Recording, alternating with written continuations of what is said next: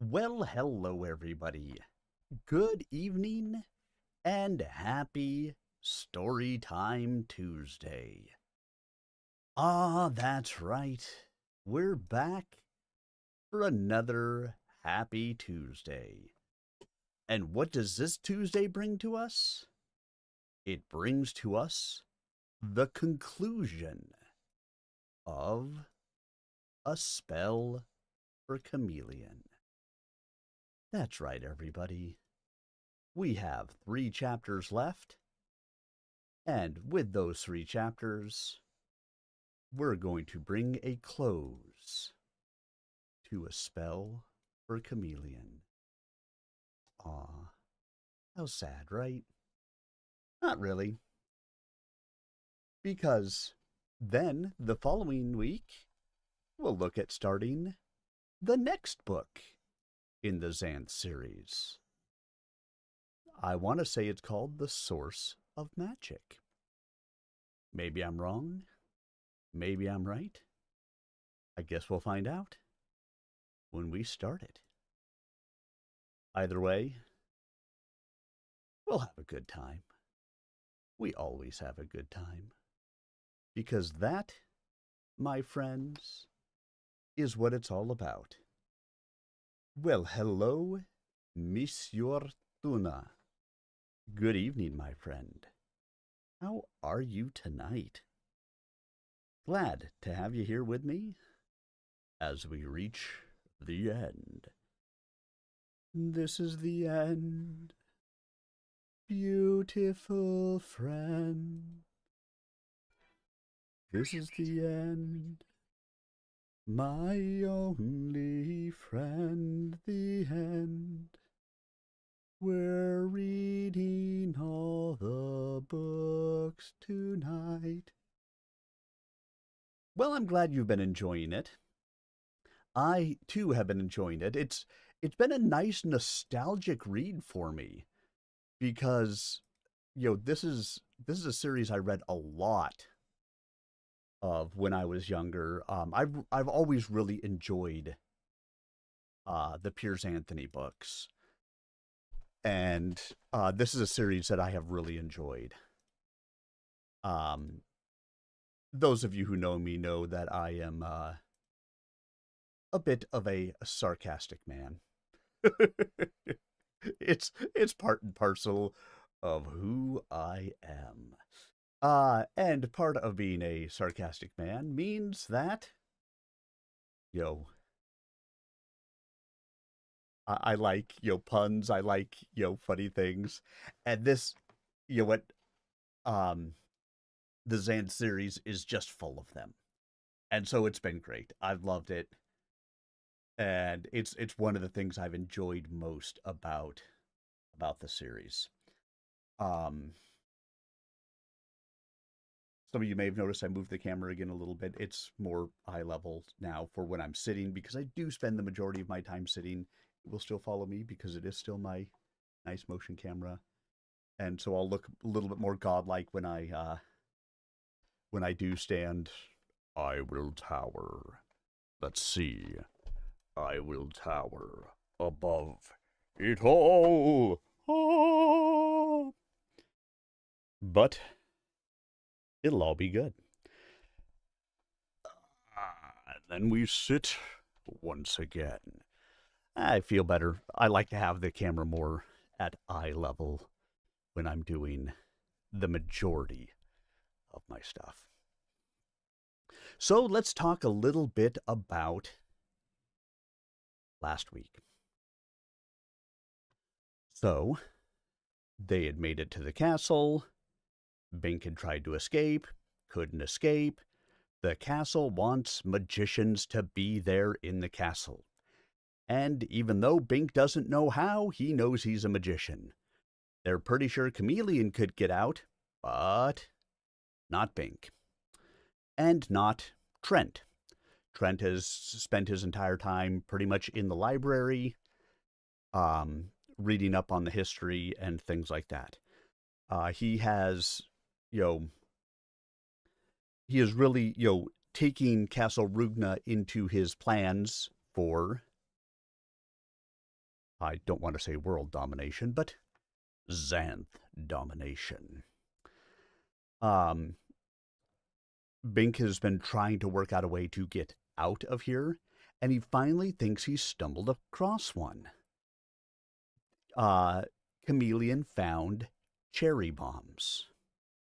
And of course, they're cherries that act like bombs. So they have a cherry bomb tree. He's gone out to the cherry bomb tree. He has basically mined the castle and gotten it ready to make it explode, thinking that the castle is somewhat sentient. It doesn't want to explode. It will choose to release him rather than explode. You know what? He's probably not wrong if the castle is sentient. He goes up to tell Trent what his plan is, to tell him, hey, we're leaving. We outie. He leaves Chameleon downstairs. Chameleon, of course, has been changing from her smart, ugly phase. She moved into her normal, and now she has been moving to her dumb, beautiful phase. And so he leaves her downstairs with a cherry bomb and says, hey, throw this into the pile if anybody other than me comes down to try to get you. Fair answer. He thinks that's going to prevent Trent from being able to do anything. As he's going up there to see Trent, he's intercepted by Millie, one of the chambermaid ghosts. Millie says, hey, he's in conference, takes him up to another way. Bink peers in, sees Trent just staring at a man and a woman and a child. He doesn't want to interrupt, but what needs to, goes back down, goes in there. The woman and the child are gone. Kind of confronts Trent on it. Turns out they were images of his wife and son who passed in Mundania. He tells Trent his plan, and Trent says, well, look, let me tell you what I think is going on. I think that basically we are inbreeding ourselves out of humanity. Without having fresh supplies of humans coming into Xanth, which the shield does not allow, eventually humans will no longer exist in Xanth because they will have bred themselves out of existence. That's where centaurs come from. That's where all these other things that have human aspects have come from because of love springs. It's a magic land. You can mate with other things. Causes those things to happen. And it's going to happen without new people coming in. Bink says, okay, I understand. Still going to do it. You have to let me go. Otherwise, Chameleon is going to bomb the thing. If I'm not the one that comes down there, Trent basically looks at him and says, you know what? You really didn't think this through, did you? I could just turn you into a bug and turn a bug into something that looks like you and send, it downstairs in your place. And Chameleon would be none the wiser. And he's like, crap. Stupid smart magicians. But basically, Trent says, well, if I can't convince you to stay here with me and follow this plan, then I will leave with you. Part of my research in here, I found out how to be able to leave the castle. So we will leave the castle together. We will keep the truce, but I want you to take the cherry bombs out and unmine the castle. And that is basically where we land and where we will start into for today. So for today, we're going to be looking at getting into chapters 14, 15, and 16. And with those chapters, we'll be, hopefully, as long as, Well, I mean, we're on page 334 out of 419. So my plan is for us to wrap up this book tonight, and then we'll be starting into the next book next week, which the next book is called The Source of Magic. It will again be a book that follows Bink. So sit back, everybody, relax, and prepare to enjoy as we'll start into chapter 14. Chapter 14, Wiggle. The three of them walked out of Castle Rugna without challenge. The portcullis was raised. Trent had found the hoisting winch, oiled it, and cranked it up with the aid of the magic inherent in its mechanism. The ghosts appeared to bid them all fond adieu. Chameleon cried at this parting, and even Bink felt sad.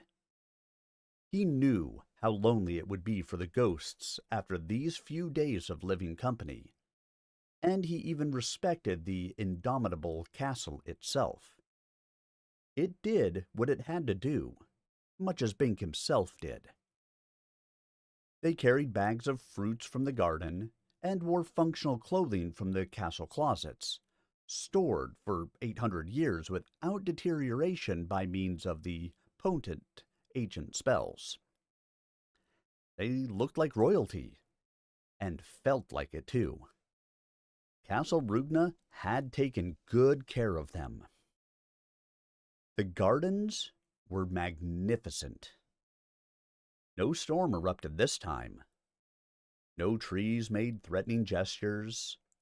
Instead, they moved their limbs to be touched gently in the gesture of parting friendship.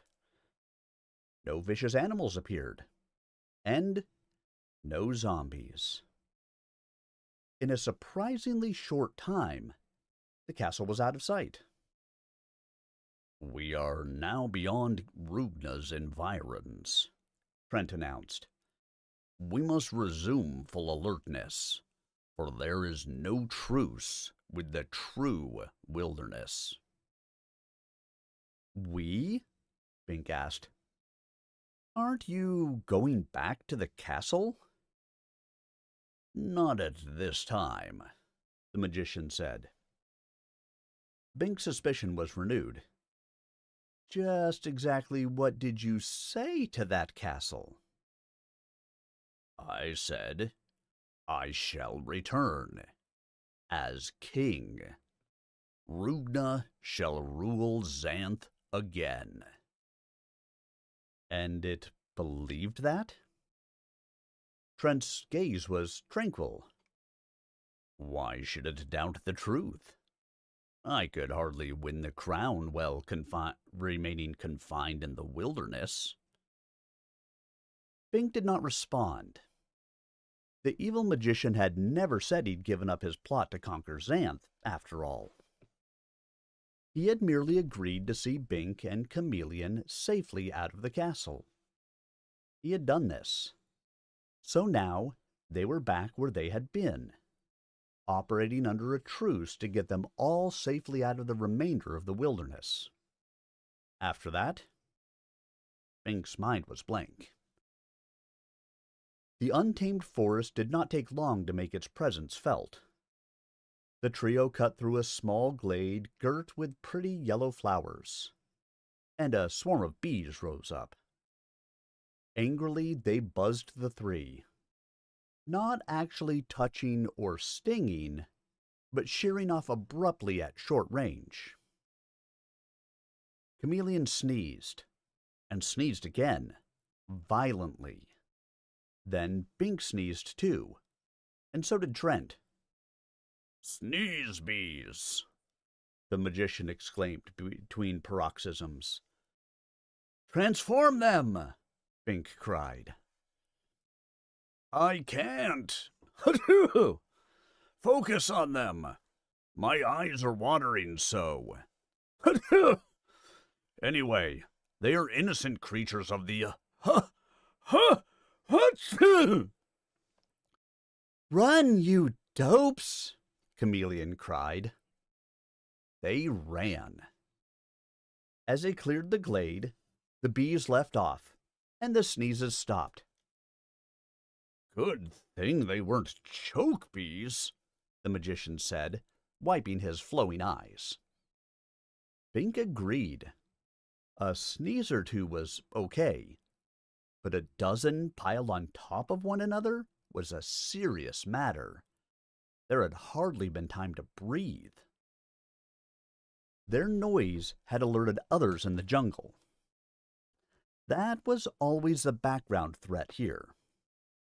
There was a bellow, and the sound of big paws striking the ground. All too soon, a huge, fire-snorting dragon hove into view. It charged right through the sneeze glade, but the bees left it strictly alone. They knew better than to provoke any fire sneezes that would burn up their flowers. "Change it! Change it!" Chameleon cried as the dragon oriented on her. Dragons seemed to have a special taste for the fairest maidens. "Can't," Trent muttered. "By the time it gets within 6 feet, its fire will have scorched us all into roasts. It's got a 20-foot blowtorch." "You aren't much help." "Transform me!" Bink cried with sudden inspiration. "Good idea." Abruptly, Bink was a sphinx. He retained his own head, but he had the body of a bull, wings of an eagle, and the legs of a lion. And he was huge. He towered over the dragon. "I had no idea sphinxes grew this big," he boomed. "Sorry, I forgot again," Trent said. "I was thinking of the legendary sphinx in Mundania." "But the mundanes don't have magic." "This one must have wandered from Xanth a long time ago.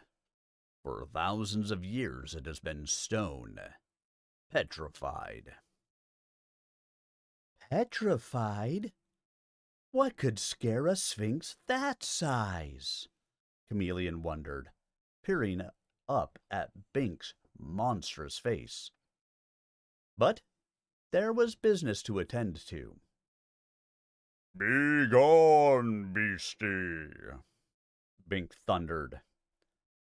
The dragon was slow to adapt to the situation. It shot a jet of orange flame at Bink, scorching his feathers. The blast didn't hurt, but it was annoying. Bink reached out with one lion's paw and swiped at the dragon. It was a mere ripple of effort, but the creature was thrown sideways into a tree. A shower of rock nuts dropped on it from the angry tree. The dragon gave a single yelp of pain, doused its fire, and fled. Bink circled around carefully, hoping he hadn't stepped on anyone. "Why didn't we think of this before?" he bellowed. "I can give you a ride, right to the edge of the jungle. No one will recognize us, and no creature will bother us." He squatted as low as possible, and Chameleon and Trent climbed up his tail to his back. Bink moved forward with a slow stride that was nevertheless faster than any man could run. They were on their way. But not for long. Chameleon, bouncing around on the Sphinx's horny-skinned back, decided she had to go to the bathroom. There was nothing to do but let her go. Bink hunched down so she could slide safely to the ground. Trent took advantage of the break to stretch his legs. He walked around to Bink's huge face. "I'd transform you back, but It's really better to stick with the form until finished with it, he said. I really have no concrete evidence that frequent transformations are harmful to the recipient, but it seems best not to gamble at this time. Since the Sphinx is an intelligent life form, you aren't suffering intellectually. No, I'm okay, Fink agreed. better than ever, in fact. Can you guess this riddle? What walks on 4 legs in morning, 2 legs at noon, and 3 in the evening? I shall not answer, Trent said, looking startled. In all the legends I've heard, some sphinxes committed suicide when the correct answers to their riddles were given. Those were the smaller type of sphinx, a different species. But I seem to have muddled the distinctions somewhat, and would not care to gamble on the absence of affinity. No, Bink said, chagrined. I guess the riddle was from the mind of the Sphinx, not me. I'm sure all sphinxes had a common ancestor, though I don't know the difference between one kind and another. Odd. Not about your ignorance of mundane legends, about your riddle memory. You are the Sphinx. I didn't move your mind into an existing body, for the original creatures have all been dead or petrified for millennia. I transformed you into a similar monster, a Bink Sphinx. But if you have actual Sphinx memories, true Sphinx memories, There must be ramifications of your magic you don't comprehend, Bink said. I wish I understood the real nature of magic. Any magic.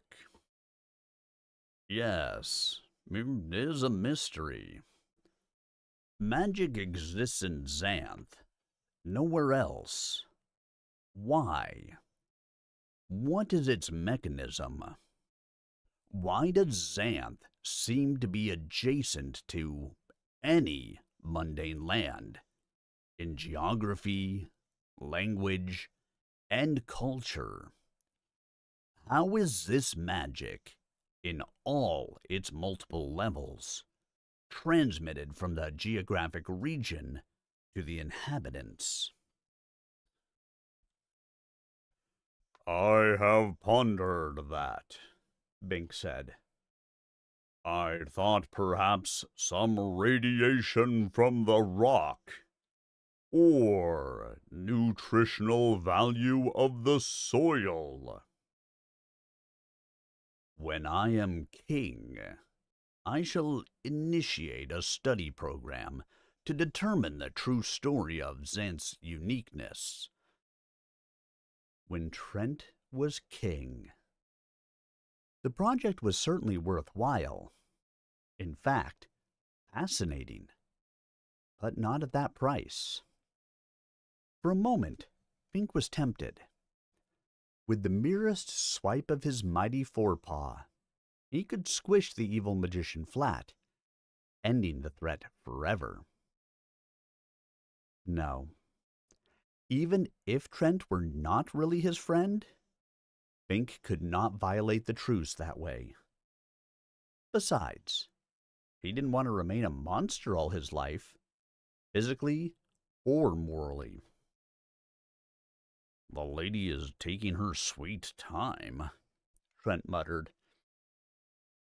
Bink moved his ponderous head, searching for Chameleon. She's usually very quick about that sort of thing. She doesn't like being alone. Then he thought of something else. Unless she went looking for her spell. You know, to make her normal. She left Xanth in an effort to nullify her magic. And now that she's stuck back in Xanth, she wants some kind of counter magic. She's not very bright right now, and...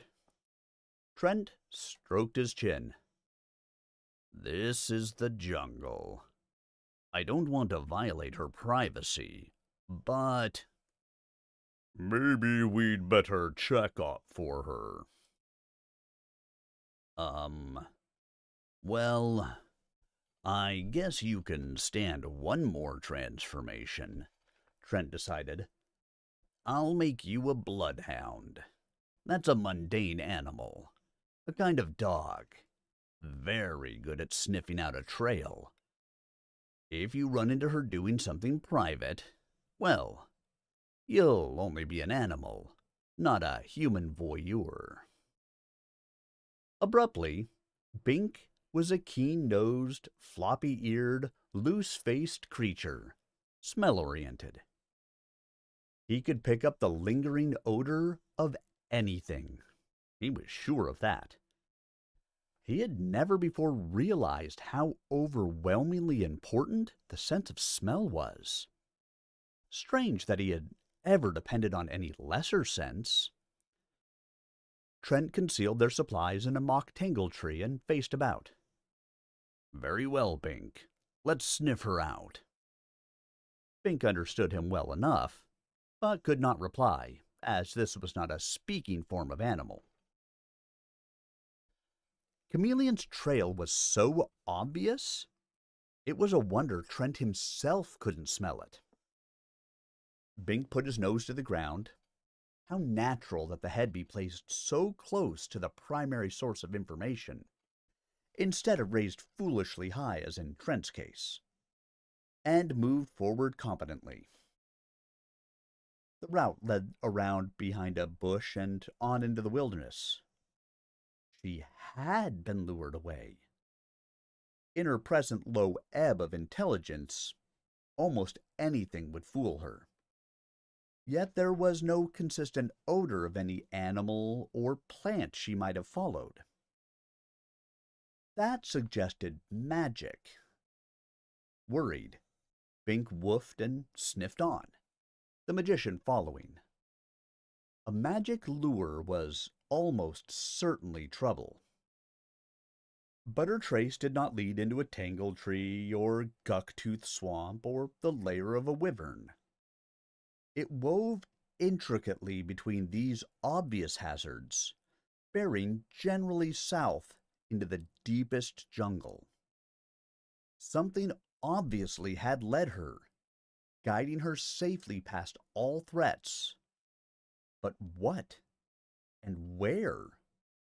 And why? Bink knew the essence, if not the detail. Some will-o'-the-wisp spell had beckoned her, tempting her ever forward, always just a little out of reach.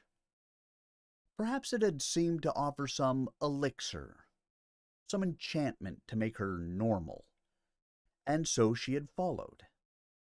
It would lead her into the untracked wilderness, where she would be lost, and leave her there. She would not survive long. Bink hesitated. He had not lost the trail. That could never happen. There was something else. What is it, Bink? Trent inquired. I know she was following the Ignis Fatuus, but since we are close on her trail, we should be able to. He broke off, becoming aware of the other thing.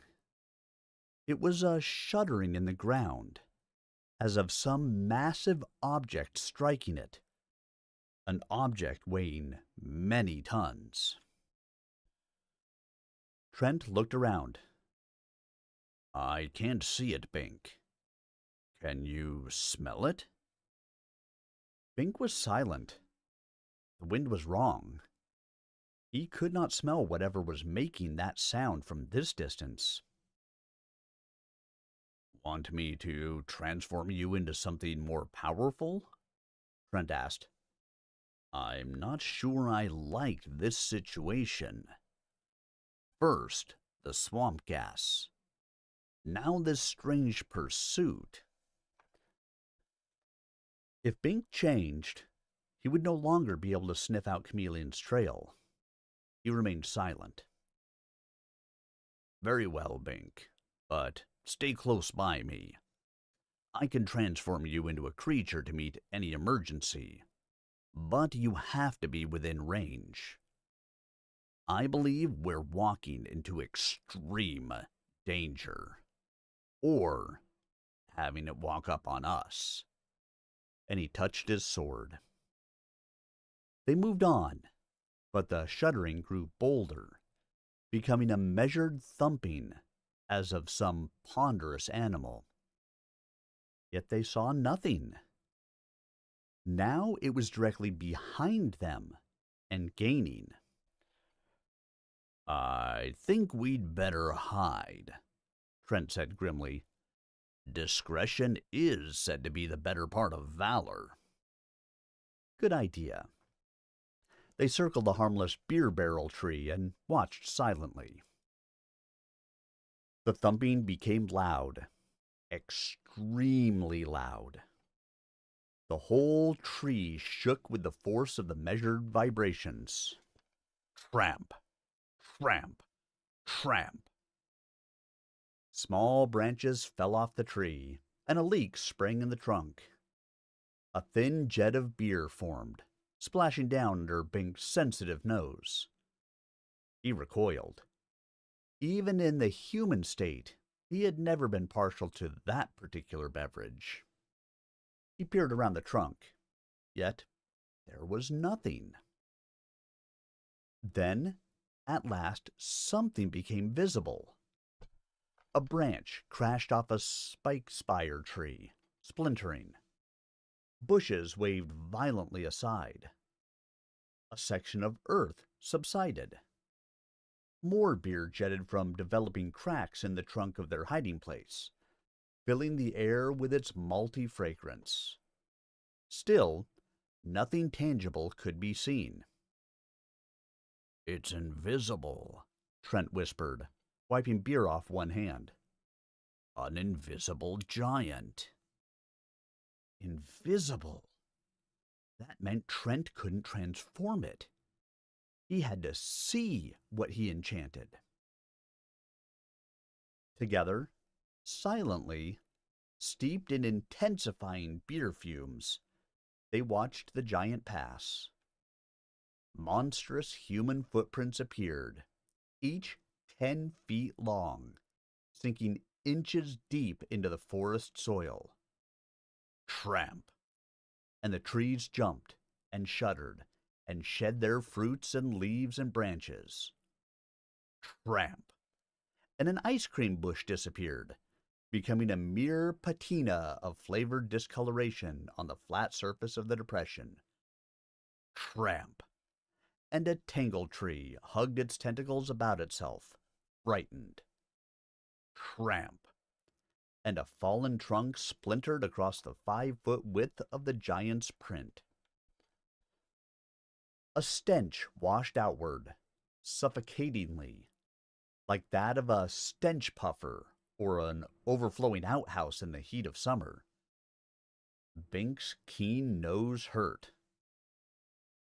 I am not a cowardly man, Trent murmured. But I begin to feel fear. When neither spell nor sword can touch an enemy. His nose twitched. His body odor alone is deadly. He must have feasted on rotten blavettes for breakfast.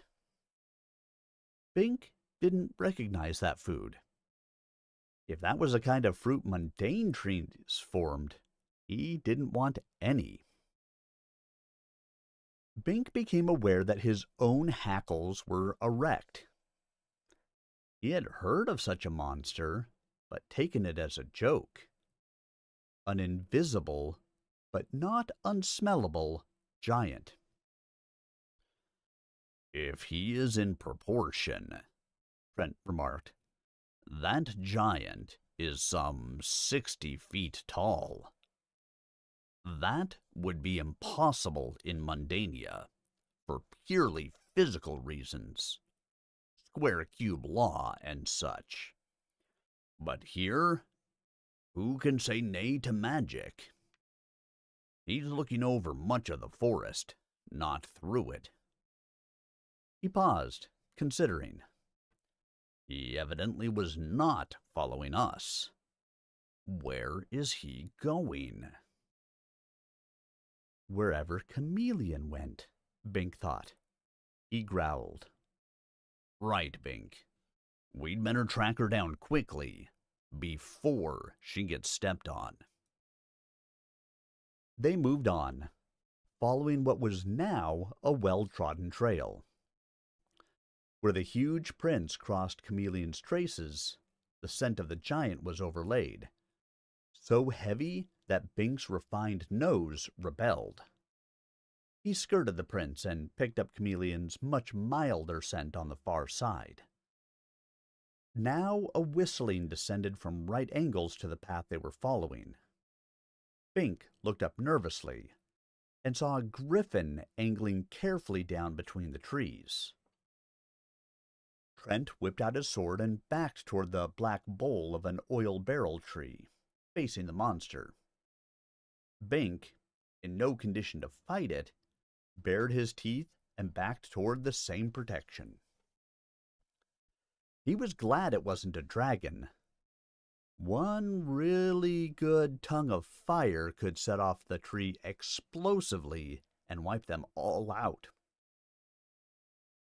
As it was, the overhanging branches would interfere with the monster's flight, forcing it to do combat on the ground. Still a chancy business, but it restricted the battle zone to 2 dimensions, which was a net advantage for Bink and Trent. Maybe if Bink distracted it, Trent could get safely within range to transform it. The griffin settled to earth, folding its extensive glossy wings.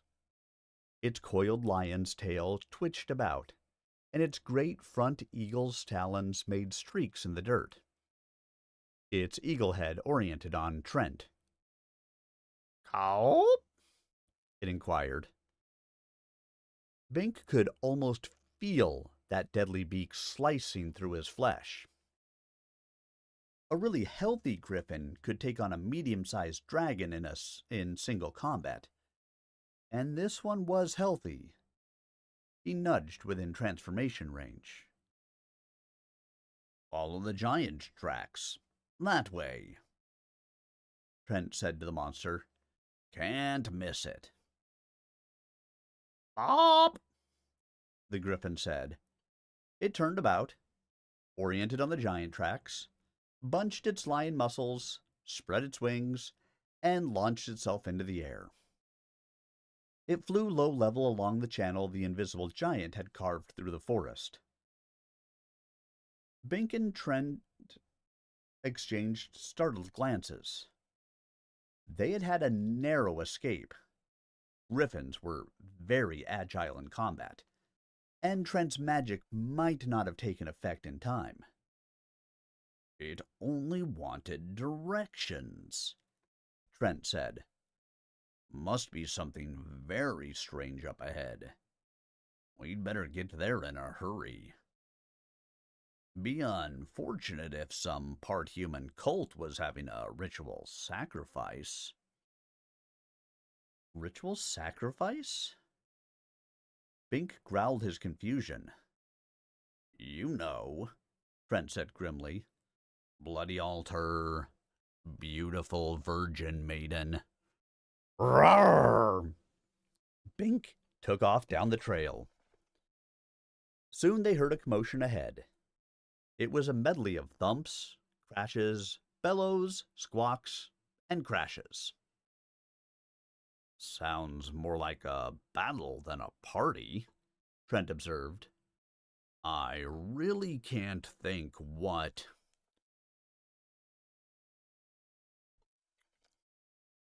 At last, they came in sight of the happening. They paused, amazed.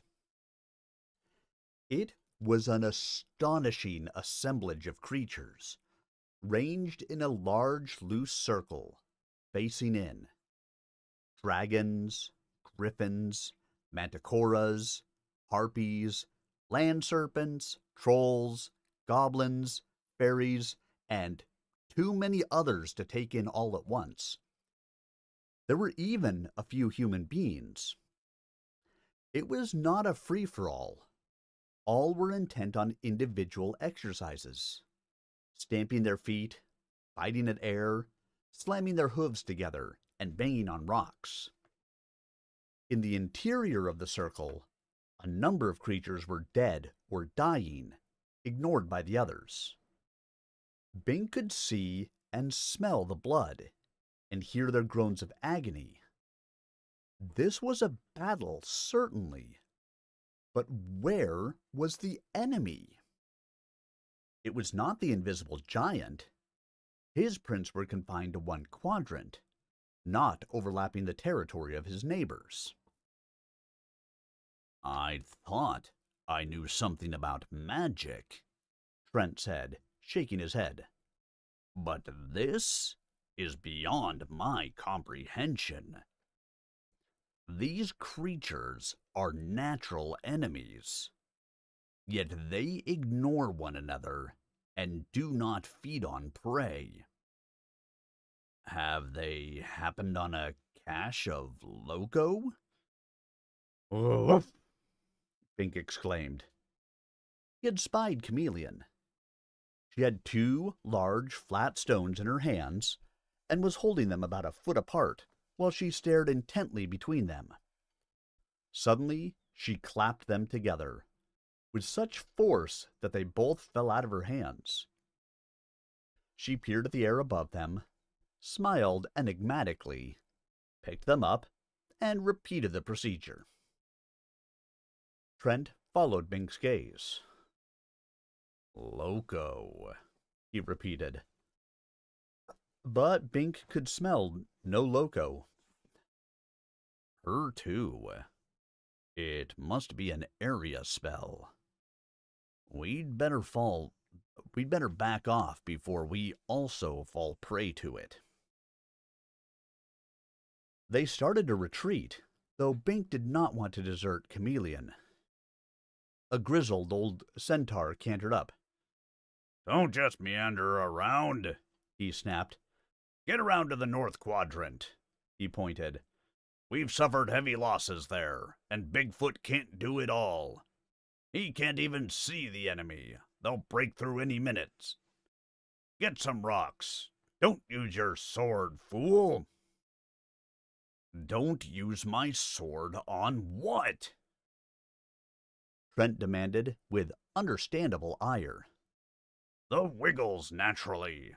Cut one in half. All you have is two wiggles. The wiggles, Trent breathed. And Bink growled his own chagrin. The centaur sniffed. You been drinking? Bigfoot's passage hold the beer barrel tree we took refuge behind, Trent exclaimed. I thought the wiggles had been eradicated. So thought we all, the centaur said. But there's a healthy colony swarming here. You have to crush them, or chew them, or burn them, or drown them. We can't afford to let a single one escape. Now get moving. Trent looked about. Where are the stones? Here, I've collected a pile. The centaur showed the way. I knew I couldn't handle it myself, so I sent out Will-o'-the-Wisps to summon help. Suddenly, Bink recognized the centaur. Herman the Hermit. Exiled from the centaur community for obscenity almost a decade ago. Amazing that he had survived, here in the deepest wilderness. But centaurs were hardy folk. Trent did not make the connection. The episode had happened after his exile, but he knew well the horror the Wiggles represented. He picked up 2 good rocks from Herman's cache and strode toward the north quadrant. Bink followed. He had to help too. If even one Wiggle got away, there would at some later date be another swarming, perhaps not stopped in time. He caught up to the magician. "Woof! Woof!" he barked urgently. Trent looked straight ahead. "Bink, if I transform you here and now, the others will see and know me for what I am. They may turn against me, and the siege against the Wiggles will be broken. I think we can contain the swarm with our present creature power. The centaur has organized the effort well. Your natural form would not be better equipped to wage this war than your present form. Wait until this is over." Bink was not satisfied with all the arguments, but he seemed to have no choice. So he determined to make himself useful as he was. Maybe he could smell out the Wiggles. As they came up to their designated quadrant, a griffin gave a loud squawk and keeled over. It resembled the one that they had directed here. It must have lost sight of its guiding will-o'-the-wisp. But all griffins looked and smelled pretty much alike to Bink. Not that it mattered objectively. All creatures here had a common purpose. Still, he felt a certain identification. He ran to it, hoping the injury was not critical. The creature was bleeding from a mortal wound. A Wiggle had holed it through its lion's heart. Wiggles traveled by sudden rushes along Wiggle-sized magic tunnels they created. Then, they paused to recuperate, or perhaps merely to contemplate philosophical matters. No one really knew the rationale of a Wiggle. Therefore, the killer Wiggle that had gotten the griffin should be right about here. Bink sniffed and picked up its faint, putrid odor. He oriented on it and saw his first live Wiggle. It was a 2-inch-long, loosely spiraled worm, hovering absolutely still in midair. It hardly looked like the menace it was. He barked, pointing his nose at it. Trent heard him. He strode across with his 2 rocks. "Good job, Bink," he cried. He smashed the rocks together on the Wiggle.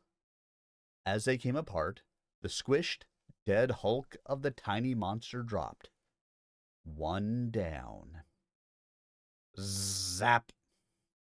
"There's another!" Trent cried. "They tunnel through anything, even air, so we hear the collapse of the vacuum behind them. This one should be right about there." He smashed his stones together again, crunching the Wiggle. After that, it was hectic. The Wiggles were zapping determinedly outward, each in its own pattern. There was no way of telling how long they would freeze in place. Seconds or minutes. Or how far they would zap. Inches or feet. But each Wiggle went in the precise direction it had started, never shifting even a fraction. So it was possible to trace that line and locate it fairly quickly. If someone stood in front of a Wiggle at the wrong time, he got zapped. And if that hole were through a vital organ, he died. But it was not feasible to stand behind a wiggle, for the closer in toward the source of the swarm one went, the more the wiggles were present. There were so many wiggles that a creature smashing one could be simultaneously holed by another. It was necessary to stand at the outer fringe of expansion and nab the leaders first. The wiggles really seemed to be mindless, or at least indifferent to external things. Their preset wiggle courses hold anything at all, in the way. If a person didn't locate a wiggle fast, it was too late, for the thing had zapped again. Yet it could be tricky to find a still wiggle, for it looked like a twisted stem from the side and a coiled stem from the end. It had to move to attract attention to itself, and then it might be too late to nab it.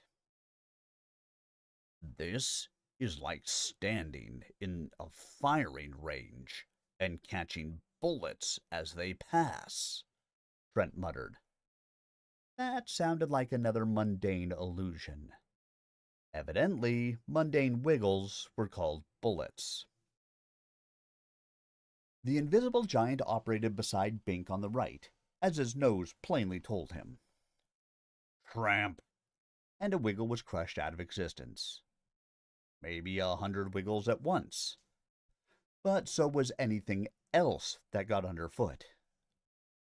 Bink didn't dare point out wiggles for Bigfoot. It would be his own death warrant. For all he knew, the giant was stomping randomly. It was as good a way as any. On the left side, a unicorn operated. When it located a wiggle, it either crushed it between horn and hoof, or closed its mouth over it and ground it to shreds with its equine teeth. This seemed to Bink to be a distasteful and hazardous mode of operation, because if it mistimed a wiggle, zap! A hole appeared in the unicorn's jaw. Blood dripped out. The creature made a single neigh of anguish, then trotted along the path of the zap. It located the wiggle and chomped down again, using the other side of its jaw. Bink admired the unicorn's courage, but he had to get on with his own job. 2 wiggles had just zapped within range. He pointed out the nearest for Trent, then ran to the other, afraid Trent would not reach it in time. His hound's teeth were made for cutting and tearing, not chewing, but maybe they would do. He bit down on the wiggle. It squished unpleasantly. Its body was firm, but not really hard, and the juices squirted out. The taste was absolutely awful. There was some sort of acid. Ugh. But Bink chewed carefully several times to be sure of crushing it all. He knew that any unsquished fragment would zap away as a tiny wiggle, just as dangerous as the original. He spat out the remains. Surely his mouth would never be the same again. Zap! Zap! 2 more wiggles nearby. Trent heard one and went for it. Bink sought out the other. But even as they both oriented, a third zap sounded between them. The pace was stepping up as the great internal mass of wiggles reached the perimeter. There were too many wiggles to keep up with. The complete swarm might number 1,000,000. There was a deafening bellow from above. Oh! Herman the centaur galloped by. Blood trailed from a glancing wiggle wound in his flank. "Bigfoot's hit," he cried. Get out of the way! But the Wiggles are breaking out, Trent said. I know. We're taking heavy losses all around the perimeter. It's a bigger swarm than I thought, more dense in the center. We can't hold them anyway. We'll have to form a new containment circle and hope that more help arrives in time. Save yourself before the giant falls. Good advice. A huge print appeared in Bink's territory as Bigfoot staggered. They got out of there. Oh! The giant bawled.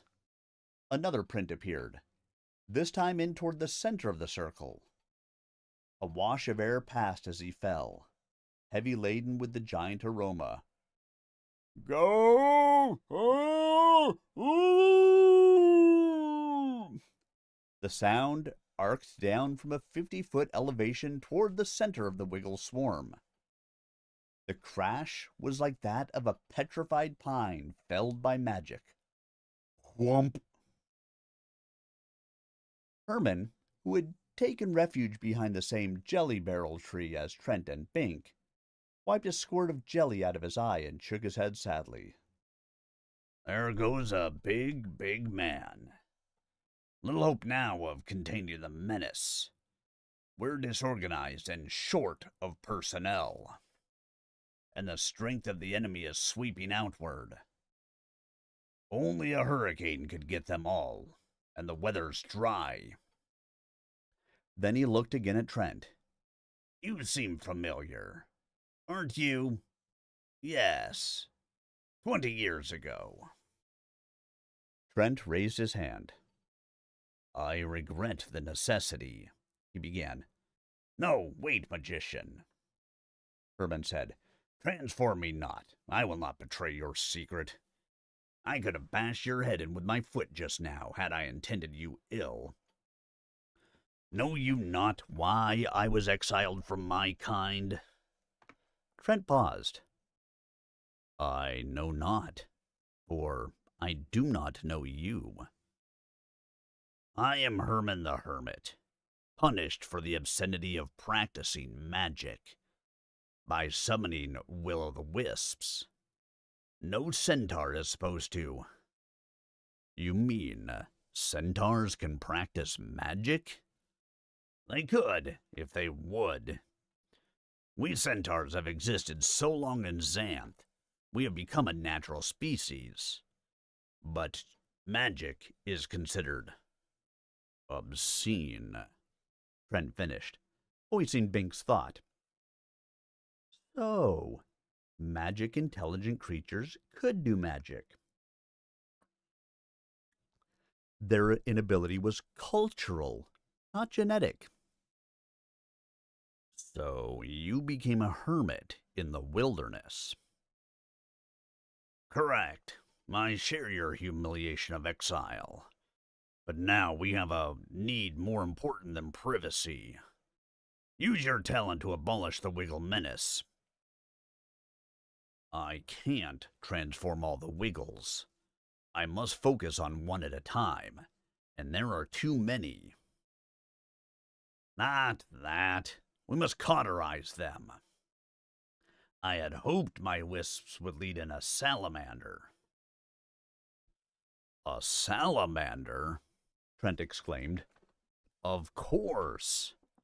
But even so, the fire could not spread fast enough to burn out all the Wiggles. And if it did, the fire itself would then be unstoppable. A greater menace than the Wiggles. We'd merely exchange one devastation for another.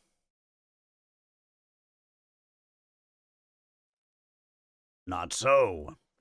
There are certain restrictions on salamanders, and with foresight, they can be controlled. I was thinking of zap. A hole appeared in the trunk of the tree. Jelly oozed out like purple blood. Bink dashed out to crunch the Wiggle, who fortunately had passed between them and injured no one. Ugh, that taste. They're inside the trees, Trent said. Some are bound to land within things. Impossible to catch those ones. Herman trotted over to a nondescript bush. He yanked several vines from it. Salamander weed, he exclaimed. I have become a fair naturalist in my years of isolation. This is the one thing a salamander can't burn. It represents a natural barrier to the fire. Eventually, the flames are stopped by proliferating weeds. If I make a harness of this, I can carry a salamander around in a great circle just beyond the infestation. But how to stop the fire before it destroys most of Xanth? Trent asked. We can't wait on the chance of the weeds. Half of the wilderness could be ravaged before it burns itself out. We can't possibly clear a fire break in time. He paused. You know, that must be why your wisps summoned no salamanders. This thick forest would naturally have a salamander repulsion spell to keep them away, because such a fire would quickly prejudice this whole environment. Still, if we start a fire... Herman held up one strong hand in a halt gesture. He was an old centaur, but still strong. The arm was magnificently muscled. You know how salamander fire burns only in the direction it starts? If we form a circle of inward burning magic fire... Suddenly I comprehend, Trent exclaimed. It will burn itself out at the center. He looked around. Bink? What else? Bink did not relish being a salamander, but anything was better than yielding Xanth to the Wiggles. No person or creature would be safe if the swarms got out of control again. He came up. Suddenly, he was a small, bright amphibian, about 5 inches from nose to tail. Once more, he remembered the omen he had seen back at the outset of this adventure. The chameleon lizard had also become a salamander, before being swallowed up by the moth hawk. Had his time finally come? The ground he stood on burst into flame. The underlying sand would not burn, but all the material on top of it was fuel. Climb in here, Herman said, holding a pouch he had cleverly formed of vines. I will carry you in a great left circle. Be sure to direct your fire inward, to the left. And to make sure Bink understood, he pointed with his left hand. Well, such a limit wouldn't be much fun, but... Bink climbed into the net. The centaur picked it up and dangled it at arm's length. As well he might, for Bink was hot. Only the frustrating salamander weed vines prevented him from really tearing loose. Herman galloped. Clear out! Clear out! He cried with amazing volume to the straggling, wounded creatures still trying to stop the Wiggles. We're burning them out! Salamander! And to Bink, to the left! To the left! Bink had hoped he'd forgotten about that restriction. Ah, well, half a burn was better than none. From him, a sheet of flame erupted. Everything it touched burst up anew, burning savagely. Branches, leaves, whole green trees, even the carcasses of fallen monsters. The flame consumed all. That was the nature of salamander fire. It burned magically, heedless of other conditions. No rainstorm could put it out, for water itself would burn. Everything except rock and earth and salamander weed. Curse the stuff. Now, a hasty exodus developed. Dragons, griffins, harpies, goblins, and men scrambled out of the path of the terrible fire. Every movable form cleared out, except the Wiggles, which proceeded as mindless as ever. The flames spread hungrily up the great trees, consuming them with awesome rapidity. A tangle tree writhed in agony as it was incinerated, and the smell of burning beer and jelly spread. Already a swath of scorched earth was developing, sand and ashes marking the path they had traveled. Glorious. Zap! Bink dropped to the ground. A Wiggle, striking with the luck of the mindless, had hold Herman's right hand. Good. Now Bink could get out of the net and really go to work, setting the most magnificent blaze in all salamander history. But the centaur looped about and grabbed the net with his left hand. The flames touched his fingers momentarily, and the tips shivered into ash. But he hung on with the stubs. Damn the courage of the hermit. On! Herman cried, resuming forward speed. To the left! Bink had to obey. Angrily, he shot forth an especially intense flame, hoping the hermit would drop him again. But it didn't work. The centaur galloped on, widening the circle a bit, since the wiggle radius had evidently expanded further. It was useless to burn where the Wiggles had been, or where they would be. The flame had to be where they were now. Any that zapped past the sheet of flame and paused in an already burned spot would survive. That made it a tricky calculation, but it was their only chance. The circle was almost complete. The centaur could really move. They raced up to the broadening swath of their starting point, pausing to let a few trapped monsters get out before being doomed. The last to go was the great land serpent, 100 feet of slithering torso.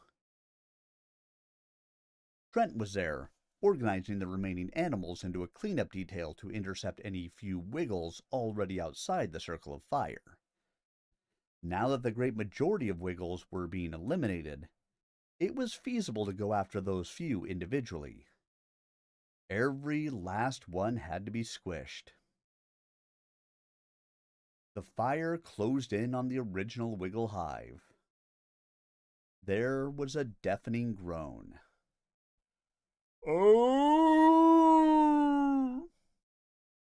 Something stirred invisibly. Bigfoot! Trent exclaimed. He's still alive in there. I thought he was dead, Herman said, horrified. We've already closed the circle. We can't let him out. He was riddled through the legs, so he fell. But he wasn't dead, Trent said. The fall must have knocked him out for a while. He stared into the leaping flames, now outlining the form of a gargantuan man lying prone, stirring at the peripheries.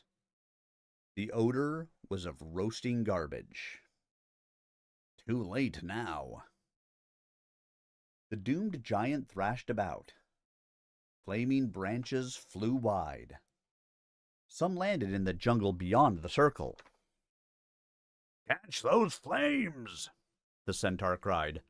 They can start a forest fire! But no one could quench or move or even contain the flames.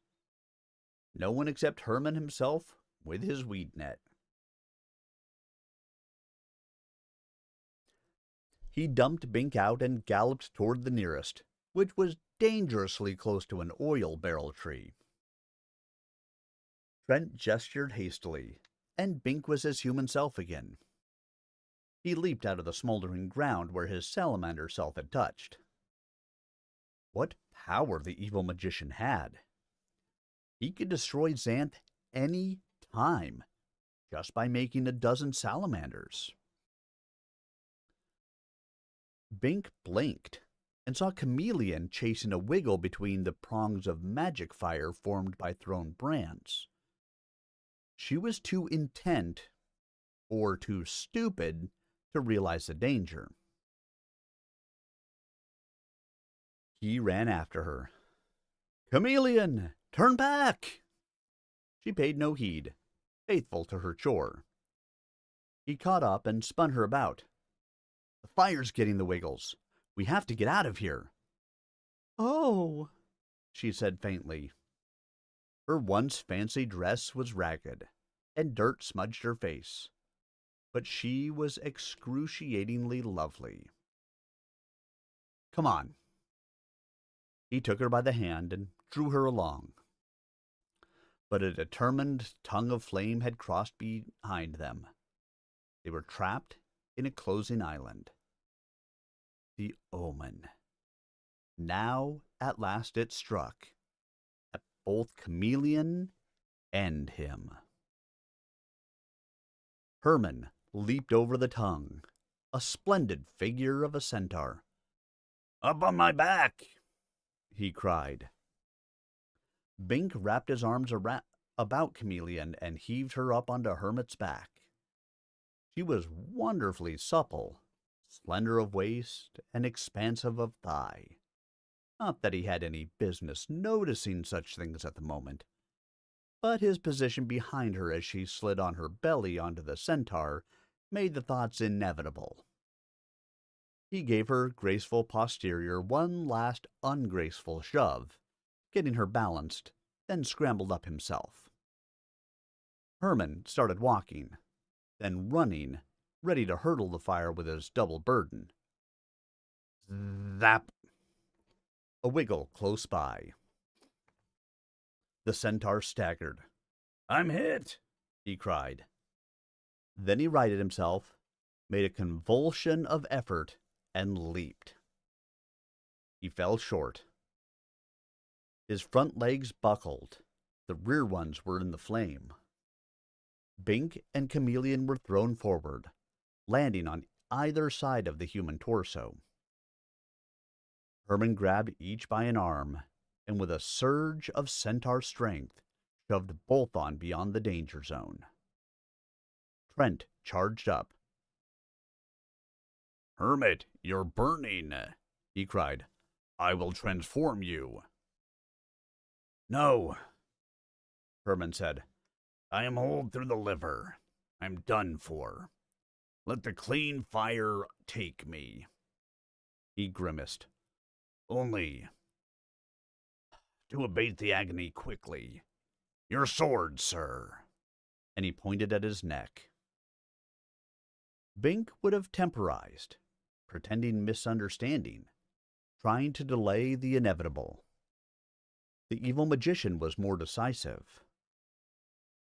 "As you require," Trent said.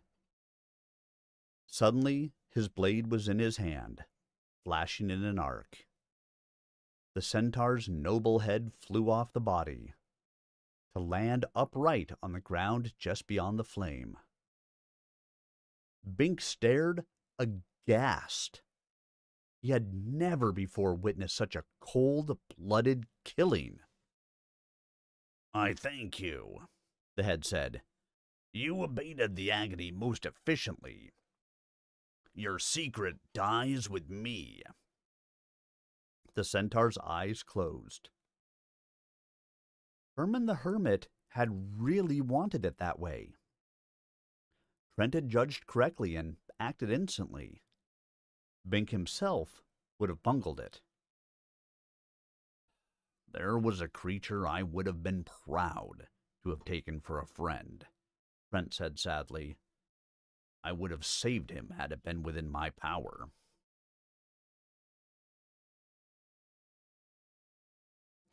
Little lights danced in close, centering on that dead head. At first, Bink supposed they were sparks, but they did not actually burn. The will-o'-the-wisps, Trent murmured, paying their last respects. The lights dispersed, taking with them their vague impression of wonders barely glimpsed and joys never quite experienced. The fire consumed the body, then the head, and swept on into an already burned area. Most of the remaining flame was now in the center of the circle, where the invisible giant no longer thrashed. Trent raised his voice. All creatures silent, in respect for Herman the Hermit, wronged by his own kind, who has died in defense of Xanth. And for Bigfoot, and all the other noble creatures who perished similarly. A hush fell on the throng. The silence became utter. Not even an insect hummed. 1 minute, 2 minutes, 3. No sound. It was as fantastic assemblage of monsters pausing, with bowed heads in deference to the ones who had labored so valiantly against the common enemy. Bink was profoundly moved. Never again would he think of the creatures of the magic wild as mere animals. At last, Trent lifted his eyes again. Xanth is saved, thanks to Herman, and to you all, he announced. The Wiggles are exterminated. Disperse with our gratitude and go with pride. There is no more important service you could have performed, and I salute you. But some Wiggles may have escaped, Bink protested in a whisper. No, none escaped. The job was well done. How can you be so sure? I heard no zaps during the silence. No Wiggle sits still longer than 3 minutes. Bink's mouth dropped open. The silence of respect and mourning, sincere as it had been, had also been the verification that the menace had indeed been abated. Bink would never have thought of that himself. How competently Trent had assumed the difficult and demanding chore of leadership when the centaur died, and without betraying his secret. The assorted monsters dispersed peaceably, operating under the tacit truce of this effort. Many were wounded, but they bore their pain with the same dignity and courage Herman had, and did not snap at one another. The great land serpent slithered by, and Bink counted 6 holes along its length, but it did not pause. The serpent, like the others, had come to do what had to be done, but it would be as dangerous as ever in future encounters. Shall we resume our journey? Trent inquired, glancing for the last time across the flat, bare disk of ashes. We'd better, Bink said. Think the fire is dying out now. Abruptly, he was the Sphinx again, half as tall as the invisible giant and far more massive. Apparently, Trent had decided multiple transformations were safe. Trent and Chameleon boarded, and he retraced the path to their cache of supplies. "And to no more comfort breaks," Bink muttered in a boom. Someone chuckled. That brings us to the end of chapter 14. What do you guys think? The Wiggles infestation. Every time I read the Wiggles infestation, all I could think of was the Wiggles band, which of course didn't exist when this book was written. But every time I read it, the Wiggles are mindless things. It was all I could think of. Did anybody else have the same issue that I did? Or is it just my mind that goes in this direction? Oh, maybe it's just me.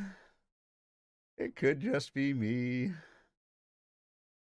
Oh, I don't know.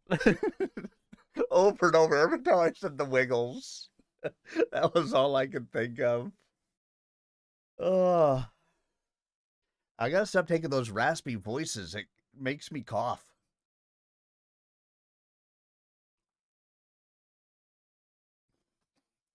But I like the raspy voices. It'd be easier if I could pause after these things and take the sip and do a sentence or two and then take a pause. But live reading, you really can't do that. So,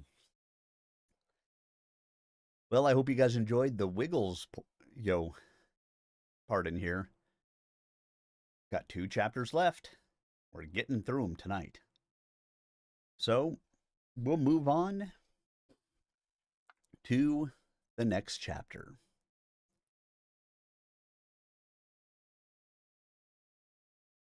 Chapter 15. Duel. They crested a forest ridge, and abruptly the wilderness ended. The blue fields of a blue jean plantation spread out before them. Civilization. Trent and Chameleon dismounted. Bink had trudged all night, tirelessly, sleeping while his great legs worked by themselves. Nothing had bothered the party. Even the fiercest things of the wilderness had some caution. Now it was mid-morning, a fine, clear day. He felt good again. Suddenly, he was a man again, and he still felt good. "I guess this is where we part company at last," he said. "I'm sorry we could not agree on more things," Trent said, putting out his hand. "But I think separation will abate those differences. It has been a pleasure to know you both." Bink took the hand and shook it, feeling oddly sad. "I suppose by definition and talent you are the evil magician. But you helped save Xanth from the Wiggles. And in person, you have been a friend. I cannot approve your designs, but..." He shrugged. "Farewell, magician." "Same here," Chameleon said, flashing Trent a breathtaking smile that more than made up for the inelegance of her speech. "Well, isn't this cozy?" a voice said. All 3 whirled defensively, but there was nothing to see. Nothing but the ripening jeans on their green vines, and the forbidding fringe of the jungle. Then a swirl of smoke appeared, thickening rapidly. "A genie," Chameleon said. But now Bink recognized the forming shape. "No such luck," he said. "That's the sorceress Iris, mistress of illusion." Thank you for the elegant introduction, Bink, the now solid-seeming woman said. She stood among the jeans, ravishing in a low-cut gown, but Bink felt no temptation now. Chameleon, at the full flush of her beauty, had a natural, if magical, allure that the sorceress could not duplicate by her artifice. So, this is Iris, Trent said. I knew of her before I left Xanth, since she is of my generation, but we never actually met. She is certainly skilled at her talent. It happened I had no hankering for transformation, Iris said, giving him an arch glance. You left quite a trail of toads and trees and bugs and things. I thought you had been exiled. Times change, Iris. Didn't you observe us in the wilderness? As a matter of fact, I didn't. That jungle is a dreary place, with quite a number of counter-illusion spells. And I had no idea you were back in Xanth. I don't believe anyone knows, not even Humphrey. It was the huge sphinx that attracted my attention. But I could not be sure you were involved until I saw you transform it into Bink. I knew he had been exiled recently, so something was definitely amiss. How did you pass the shield? Times change, Trent repeated enigmatically. Yes, they do, she said, nettled at being put off. She looked at each of them in turn. Bink had not realized she could project her illusion so effectively, so far afield, or perceive things from such distances. The ramifications of the powers of magicians and sorceresses were amazing. Now, shall we get down to business? Business? Binks asked blankly. Don't be naive, Trent muttered. The bitch means blackmail. So, it was strong magic opposing strong magic. Maybe they would cancel each other out, and Xanth would be safe after all. Bink had not anticipated this. Iris looked at him. Are you sure you won't reconsider my previous offer, Bink? She inquired. I could arrange things so that your exile would be revoked. You could still be king. The time is ripe. And if you really prefer the innocent look in women... Suddenly, another chameleon stood before him, as beautiful as the real one. Anything you desire, Bink. And with a mind, too. That last little dig at the girl's stupid phase annoyed him. Go jump in the gap, Bink said. The figure changed back to Iris Beautiful. It faced Chameleon. I don't know you, my dear, but it would be a shame to see you fed to a dragon. A dragon? Chameleon cried, frightened.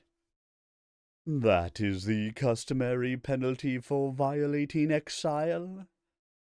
When I notified the authorities, and they put their magic spotters on you three and verify your status. Leave her alone, Bink said sharply. Iris ignored him. Now, if you could only persuade your friend to cooperate, she continued to Chameleon, you could escape that horrible fate. Those dragons really like to chew on pretty limbs. And be beautiful all the time. Iris had claimed not to know Chameleon, but she had evidently figured things out. I can make you seem as lovely in your off phase as you are right now. You can? Chameleon asked, excited. The deceptions of the sorceress are apt, Trent murmured to Bink, obviously with double meaning. The truth is not in her, Bink murmured back. Only illusion. A woman is as a woman seems, Iris told Chameleon. If she looks lovely to the eye and feels lovely to the touch, she is lovely. That is all men care about. Don't listen to her, Bink said. The sorceress just wants to use you. Correction, Iris said. I want to use you, Bink. I bear no malice to your girlfriend, so long as you cooperate with me.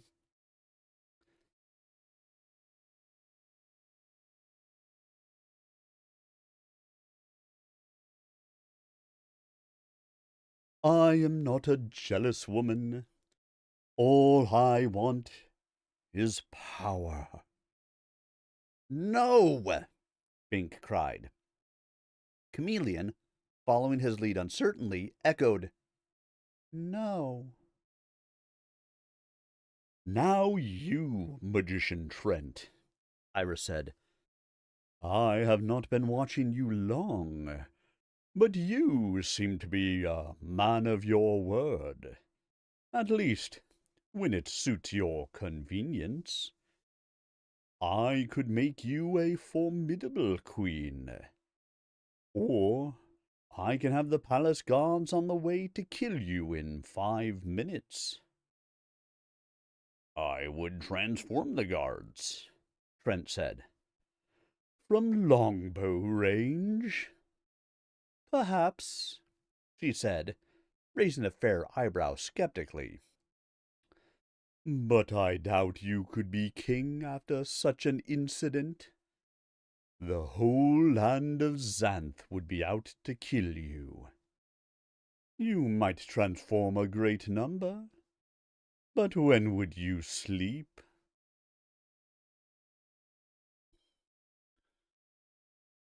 Telling blow. The evil magician had been caught before when he slept. If he were exposed before he could surround himself with loyal troops, he would not be able to survive. But why should that bother Bink? If the sorceress betrayed the evil magician, Xanth would be secure, through no action of Bink's. His own hands would be clean. He would have betrayed neither his country nor his companion. He should simply stay out of it. Well, I might transform animals or people into my own likeness, Trent said. It would then be very hard for the Patriots to know whom to kill. Wouldn't work, Iris said. No imitation will fool a magic spotter once it fixes on its subject. Trent considered. Yes, it would be very difficult for me to prevail in such circumstances. Considering this, I believe I should accept your offer, sorceress. There are some details to work out, of course. You can't, Bink cried, shocked. Trent gazed at him, affecting mild perplexity. It seems reasonable to me, Bink. I desire to be king. Iris desires to be queen. There is power enough to share that way. Perhaps we could define spheres of influence. It would be a marriage of pure convenience, but I have no present interest in any other kind of liaison.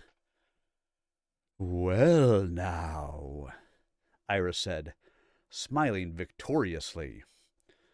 Well, nothing, Bink cried, conscious that his prior decision to stay clear of this matter was being abrogated. You're both traitors to Xanth. I won't permit it. You won't permit it? Iris laughed indelicately. Who the hell do you think you are, you spellless twerp? Obviously, her true attitude toward him had come out now that she had found another avenue for her ambition. Do not treat him lightly, Trent told her. Bink is a magician, in his fashion. Bink felt a sudden, well-nigh overwhelming flood of gratitude for this word of support. He fought it off, knowing he could not afford to permit flattery or insult to sway him from what he knew was right. The evil magician could spin a web of illusion with mere words that rivaled anything the sorcerers could do with magic. I'm no magician. I'm just loyal to Xanth, to the proper king. To the senile has-been who exiled you? Iris demanded. He can't even raise a dust devil anymore. He's sick now. He'll soon be dead anyway. That's why the time to act is now. The throne must go to a magician. To a good magician, Bink retorted. Not to an evil transformer, or a power-hungry, sluttish mistress. He paused, tempted to end it there, but knew that wouldn't be entirely honest. Of illusion. You dare address me thus? Iris screamed, sounding much like a harpy. She was so angry that her image wavered into smoke. Trent, change him into a stink bug and step on him. Trent shook his head, suppressing a smile. He obviously had no emotional attachment to the sorceress, and shared a masculine appreciation for the insulting pause Bink had made. Iris had, just now, shown them all how ready she was to sell her illusion-enhanced body for power. We operate under truce. Truce? Nonsense! Her smoke now became a column of fire, signifying her righteous wrath. You don't need him any more. Get rid of him. Again, Bink saw how she would have treated him after he helped her achieve power, and she no longer needed him.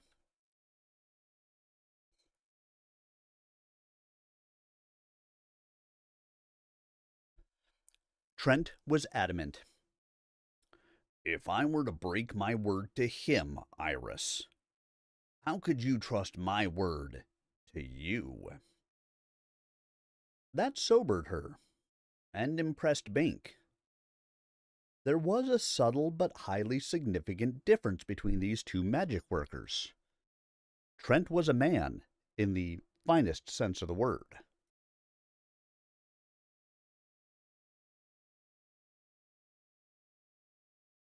Iris was hardly pleased.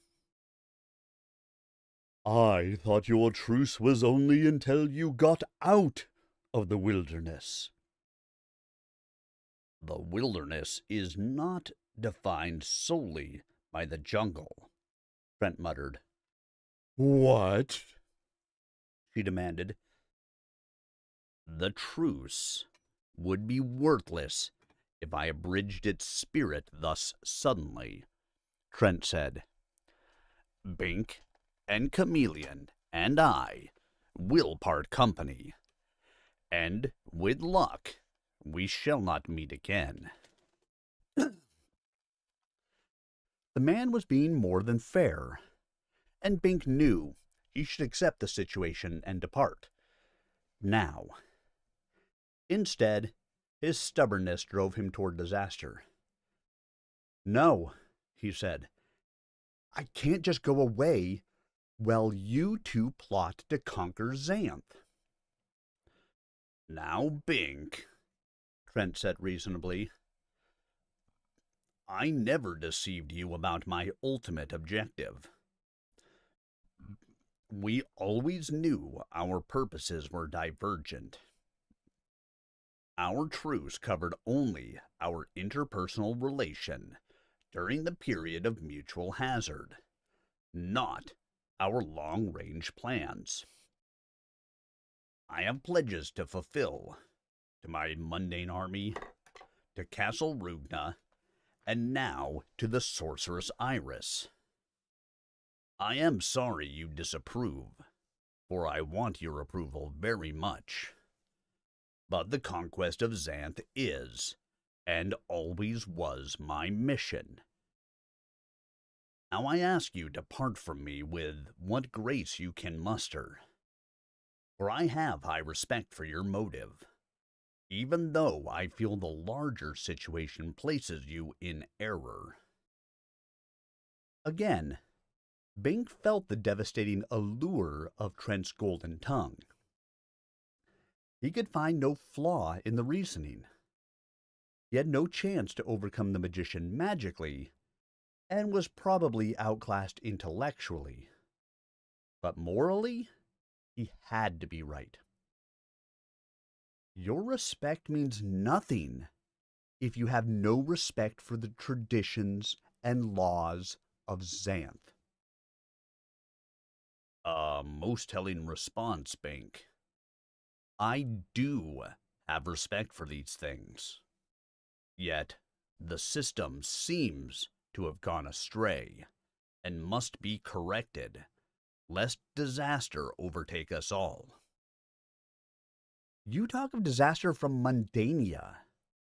I fear the disaster of the perversion of our culture. I must oppose you in whatever way I can. Trent seemed perplexed. I don't believe you can oppose me, Bink. Whatever your strong magic is, it has never manifested tangibly. The moment you acted against me, I should have to transform you. I don't want to do that. You have to get within 6 feet, Bink said. I could strike you down with a thrown rock. See? Iris said. He's within range now, Trent. Zap him. Yet the magician desisted. You actually wish to fight me, Bink? Directly. Physically. I don't wish to. I have to. Trent sighed. Then the only honorable thing to do is to terminate our truce with a formal duel. I suggest we define the locale of combat and the terms. Do you wish a second? A second, a minute, an hour, whatever it takes, Bink said. He tried to quell the shaking he felt in his legs. He was afraid and knew he was being a fool, yet he could not back down. I meant another person to back you up, to see that the terms are honored. Chameleon, perhaps. I'm with Bink, Chameleon said immediately. She could comprehend only a fraction of the situation, but there was no question of her loyalty. Well, perhaps the concept of seconds is foreign here, Trent said. Suppose we establish an area along the wilderness border, a mile deep into the forest and a mile across. 1 square mile, approximately, or as far as a man might walk in 15 minutes, and it shall be until dark today. Neither of us shall leave this area until that time, and if the issue is undecided by then, we shall declare the contest null and separate in peace. Fair enough? The evil magician seemed so reasonable, and that made Bink unreasonable. To the death, he said, and immediately wished he hadn't. He knew the magician would not kill him unless he were forced to. He would transform Bink into a tree or other harmless form of life and let him be. First there had been Justin Tree, now there would be Bink Tree. Perhaps people could come to rest under his shade, to have picnic lunches, to make love.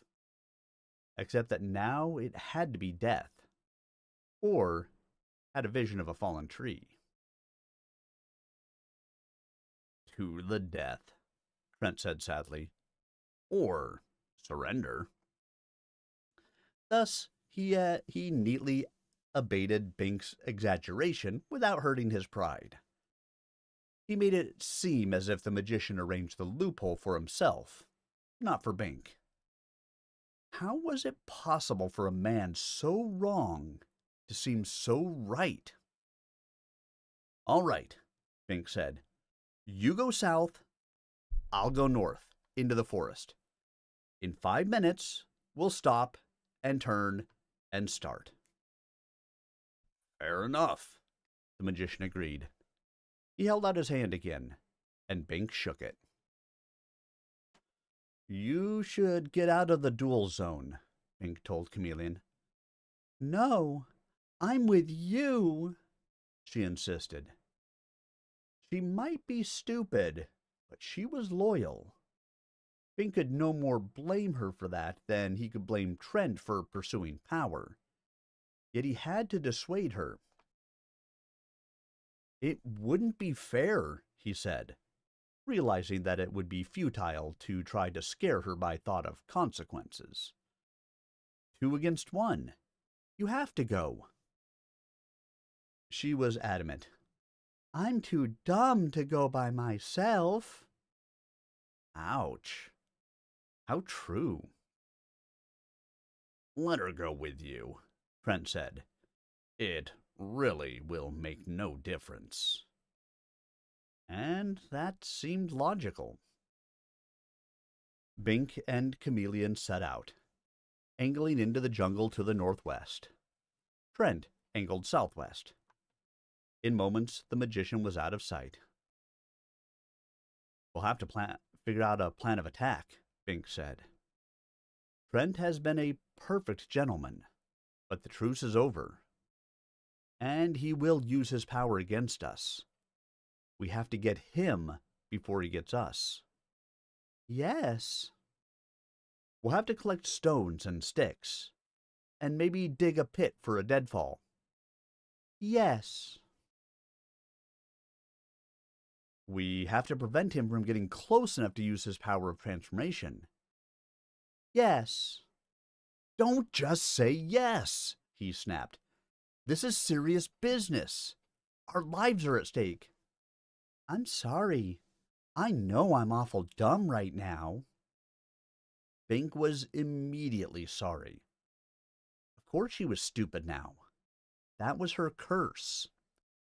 And he might be exaggerating the case.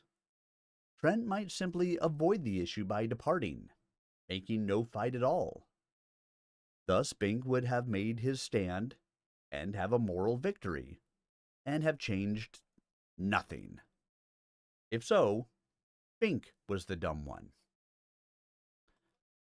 He turned to Chameleon to apologize and rediscover the fact that she was radiantly beautiful. She had seemed lovely before, in comparison with Fanchon and Dee, but now she was as he had first met her, as Wayne. Had it really been only a month ago? Now she was no stranger, though. You're great just the way you are, Chameleon. But I can't help you plan. I can't do anything. You don't like stupid people. I like beautiful girls, he said, and I like smart girls. But I don't trust the combination. I'd settle for an ordinary girl, except she'd get dull after a while. Sometimes I want to talk with someone intelligent. And sometimes I want to... He broke off. Her mind was like that of a child. It really wasn't right to impose such concepts on her. What? She asked, turning her eyes upon him. They had been black in her last beauty phase. Now they were dark green. They could have been any color, and she would still be lovely. Bink knew his chances of surviving the day were less than even, and his chances of surviving Xanth worse than that. He was afraid, but he also had a heightened awareness of life right now, and of loyalty, and of beauty. Why hide what was suddenly in his conscious mind, however long it had developed subconsciously? To make love, he concluded. That I can do, she said, her eyes brightening with comprehension. How well she understood, or on what level, Bink hesitated to ponder. Then he was kissing her. It was wonderful. But Bink, she said, when she had a chance, I won't stay beautiful. That's the point, he said. I like variety. I would have trouble living with a stupid girl all the time. But you aren't stupid all the time. Ugliness is no good for all the time. But you aren't ugly all the time either. You are variety.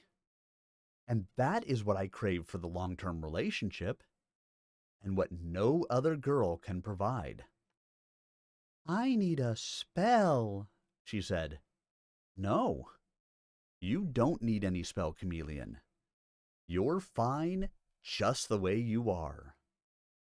I love you. Oh, Bink, she said. After that, they forgot about the duel. Reality intruded all too soon. There you are, Iris exclaimed, appearing over their makeshift bower. Tut tut, what have you two been doing? Chameleon hastily adjusted her dress. Something you wouldn't understand, she said with purely female insight. No, it hardly matters. Sex is unimportant. The sorceress put her hands to her mouth in a megaphone gesture. Trent, they're over here. Bink dived for her and passed through her image cleanly. He took a tumble on the forest floor. Silly boy, Iris said. You can't touch me. Now they heard the evil magician coming through the forest. Bink looked frantically for some weapon, but saw only the great boles of the tree. Sharp stones might have been used against these trees. Therefore, all stones had been magically eliminated. Some other area might have potential weapons, but not this highly competitive wilderness.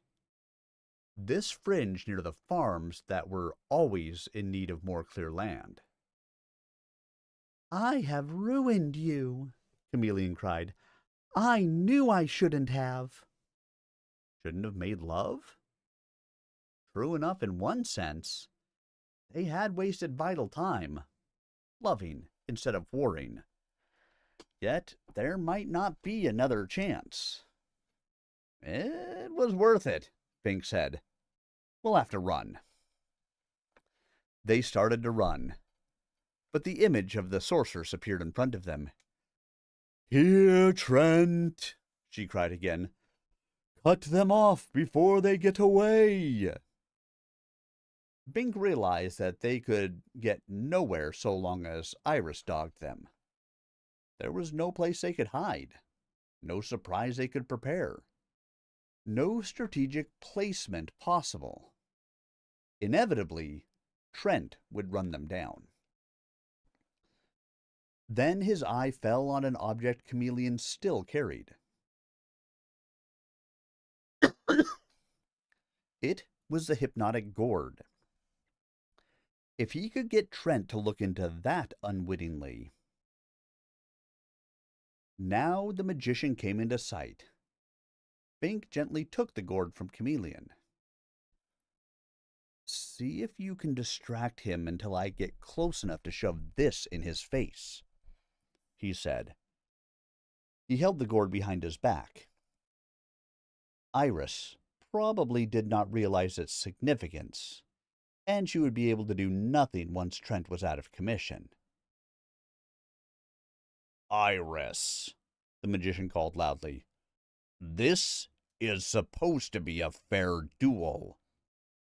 If you interfere again, I shall consider our understanding terminated." The sorceress started to react with anger, then thought better of it. She vanished. Trent stopped a dozen paces from Bink. "I regret this complication.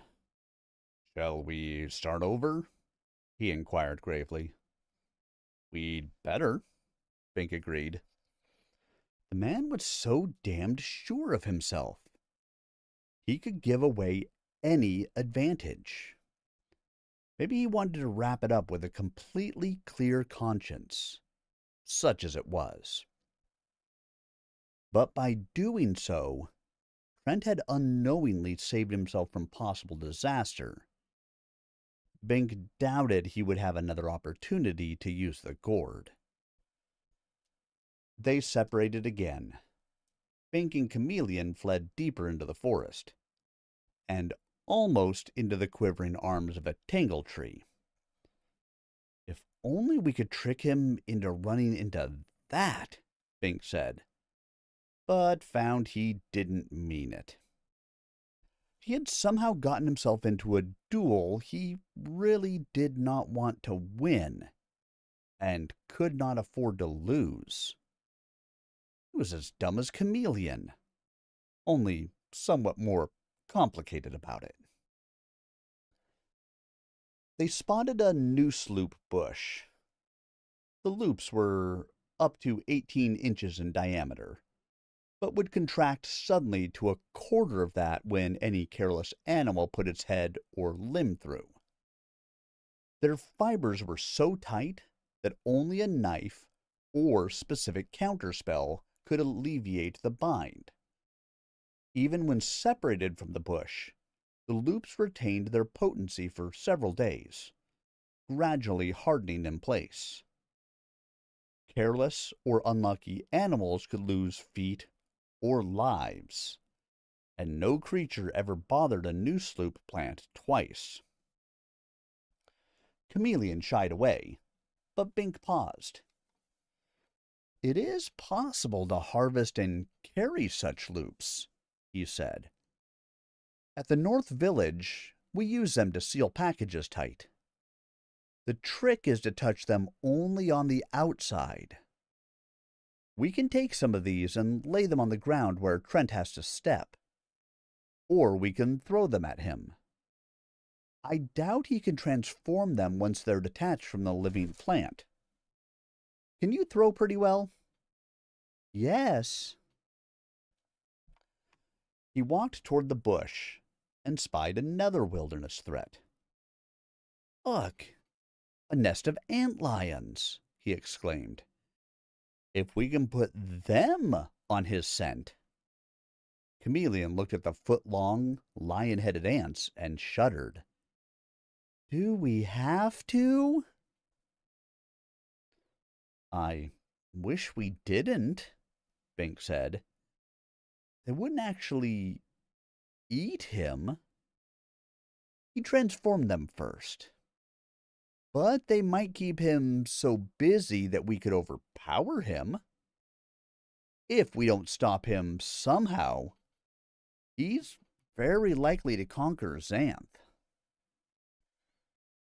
Would that be bad? It was just one of her stupid questions. In her smart phase, or even her normal phase, she would never have asked it. But it bothered him. Would the evil magician really be worse than the present king? He put the question aside. It is not for us to decide. The Council of Elders will choose the next king. If the crown starts being available by conquest or conspiracy, we'll be back in the days of the waves, and no one will be secure. The law of Xanth must determine the possession of the crown. Yes, she agreed.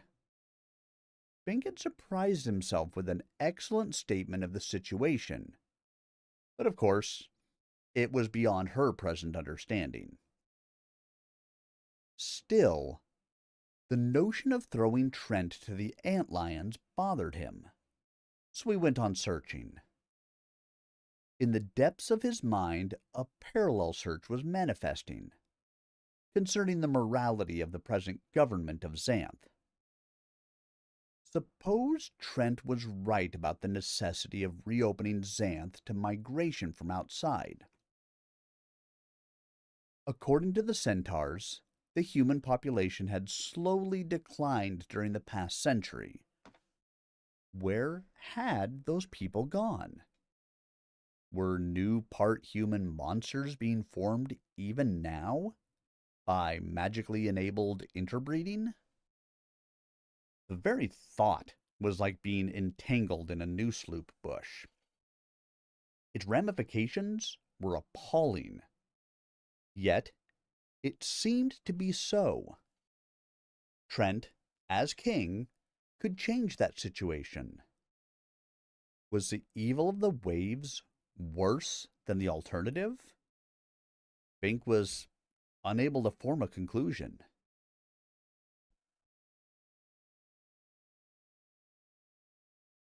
They came to a large river.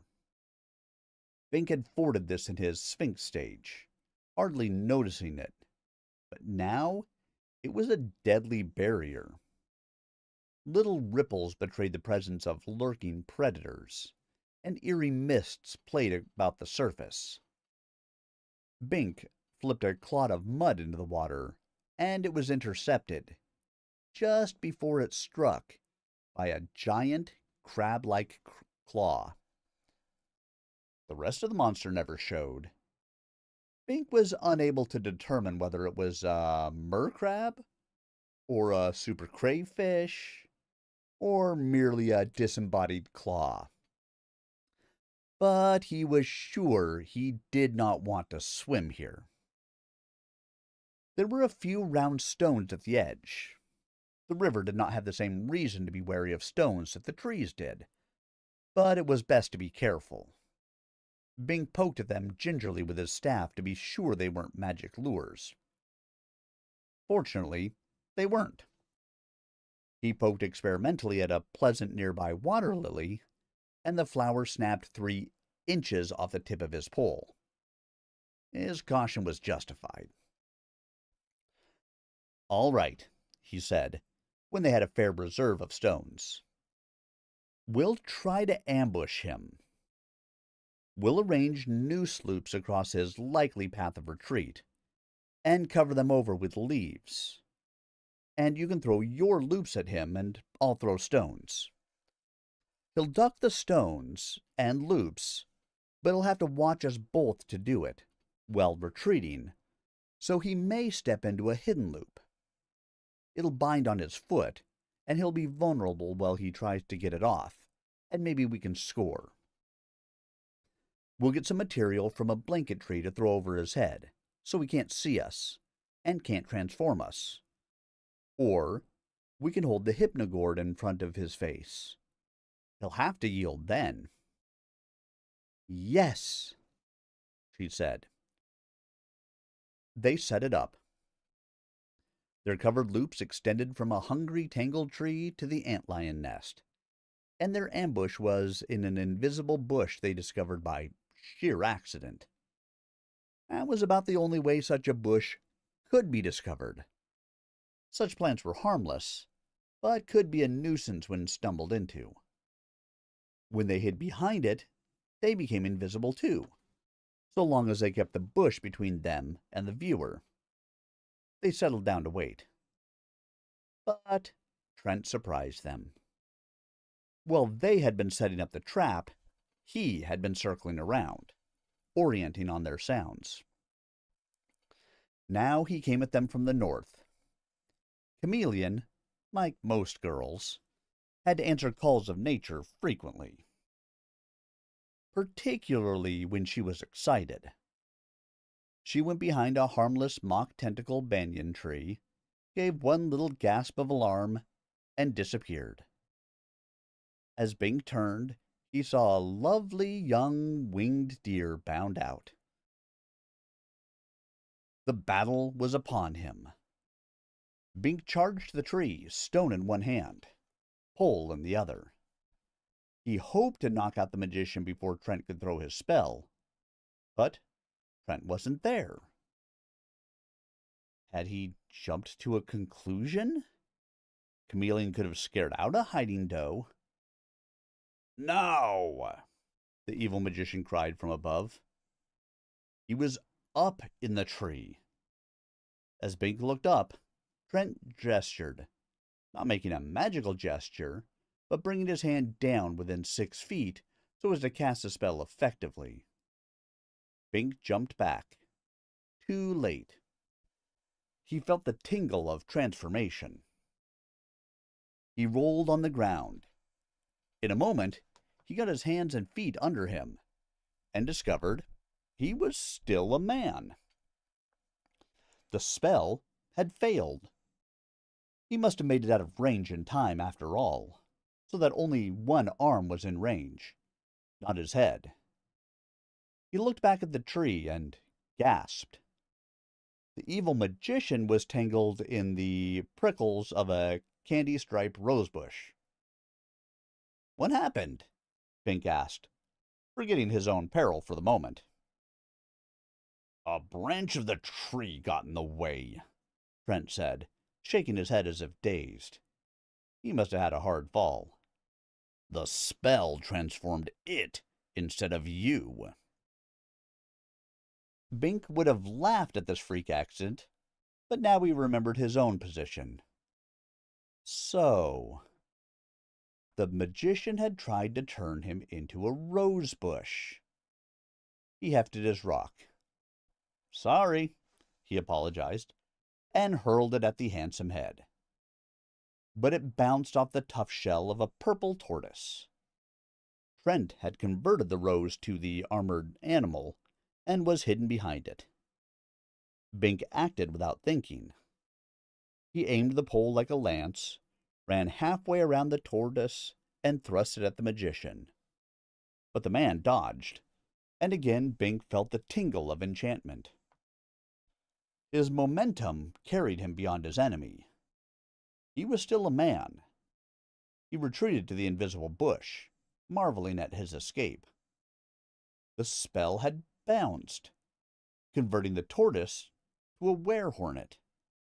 The insect buzzed up angrily, but decided on escape rather than attack. Now Trent was hot on Bink's tail. The bush became a woman-headed serpent that slithered away with an exclamation of annoyance, and Bink was exposed again. He tried to run, but was caught a third time by the magic. Beside him, a yellow toad appeared. What is this? Trent demanded incredulously. I struck a passing gnat instead of you. 3 times my spell has missed you. My aim can't be that bad. Bink scrambled for his staff. Trent oriented on him again, and Bink knew he could neither get out of range nor bring his weapon to bear in time. He was finished, despite all his strategy. But the winged deer charged from the side, threatening to bowl over the magician. Trent heard her coming and spun to focus on her. As she reached him, she became a lovely iridescent butterfly, then a very pretty wyvern. No problem there, Trent remarked. She's good-looking in whatever form I put her. But my spells are registering perfectly. The small winged dragon turned on him, hissing, and suddenly she was the winged doe again. Scat! Trent told her, clapping his hands. Startled, the deer bounded away. She was not overly bright. Meanwhile, Bink had taken advantage of the distraction to retreat. But he had gone toward his own carefully fashioned trap, and now he did not know precisely where the new sloops lay hidden. If he tried to cross that line, he would either trap himself or give away its presence to Trent, assuming the magician was not already aware of it. Trent strode toward him. Bink was cornered, victims of his own machinations. He stood unmoving, knowing the magician would turn on him the moment he tried to act. He cursed himself for not being more decisive, but he simply did not know what to do. He obviously was no duelist. He had been outmaneuvered and outmagicked from the outset of this contest. He should have left the evil magician alone. Yet he still could not see how he could have stood by and yielded Xanthop without even token protest. This was that token. This time, no error, Trent said, stepping boldly toward Bink. I know I can transform you, for I have done it many times before without difficulty. I must have been over-hasty today. He stopped within range, while Bink stood still, not deigning to run again. Trent concentrated, and the magic smote Bink once more, powerfully. A flock of funnel birds manifested around Bink. Hooting derisively, they jetted away on their fixed wings. The very microbes surrounding you, Trent exclaimed. My spell bounced right off you. Again! Now I know there is something strange. Maybe you just don't want to kill me, Bink said. I was not trying to kill you. Only to transform you into something harmless, so that never again could you oppose me. I never kill without reason. The magician pondered. Something very strange here. I don't believe my talent is misfiring. Something is opposing it. There has to be a counterspell operating. You have led a rather charmed life, you know. I had thought it was mere coincidence. But now. Trent considered, then snapped his fingers ringingly. Your talent! Your magic talent! That's it! You cannot be harmed by magic. But I've been hurt many times, Bink protested. Not by magical warrant. Your talent repels all magical threats. But many spells have affected me. You transformed me.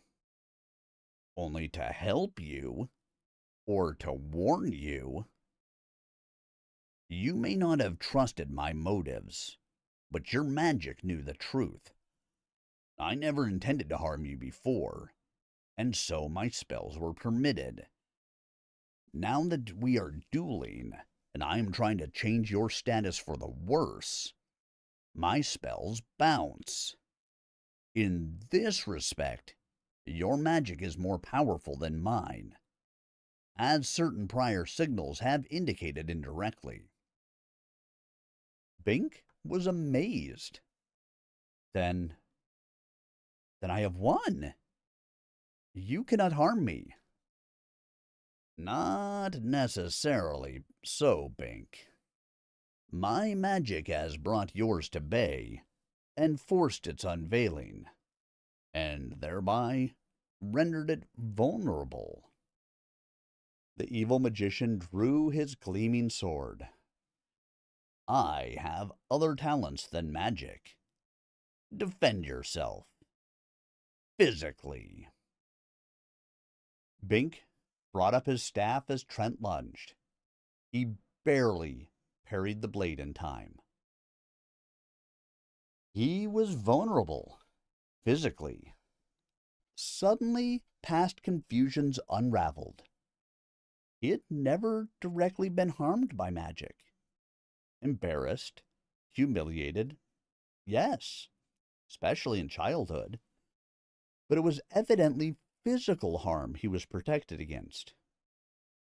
When he had run a race with another boy, and the boy had charged through trees and barriers to win, Bink had not suffered any physical damage, merely chagrin. And when he had chopped off his own finger, non-magically, nothing had aided him there. Magic had healed that, but magic could not have made the injury. Similarly, he had been threatened by magic many times, and been terrified, but somehow had never had those threats materialize. Even when he had taken a lungful of Portifer's poison gas, he'd been saved just in time. He had indeed led a charmed life. Literally. Fascinating aspects to your magic, Trent said conversationally as he maneuvered for another opening. Obviously, it would be scant protection if its nature were widely known. So it arranges to conceal itself from discovery by acting in subtle ways.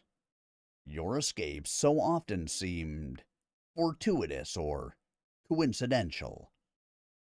Yes, as when he escaped the Gap Dragon. He had also been benefited by counter magic, coincidentally, as when he had been taken over by Donald the Shade, enabling him to fly up out of the gap safely. Your pride was never salvaged, merely your body, Trent continued, obviously taking his time about the fight while he worked out all the details, just in case. He was a meticulous man. Maybe you suffered some discomfort, as in our entry into Xanth, whose purpose was to conceal the fact that nothing serious had happened to you. Rather than reveal itself, Your talent allowed you to be exiled, because that was a legal or social matter, not really magical. Yet, you were not hurt by the shield. He had felt the tingle of the shield as he dived through on his way out, and thought he had gotten safely through the opening. Now he knew he had taken the full force of the shield and survived.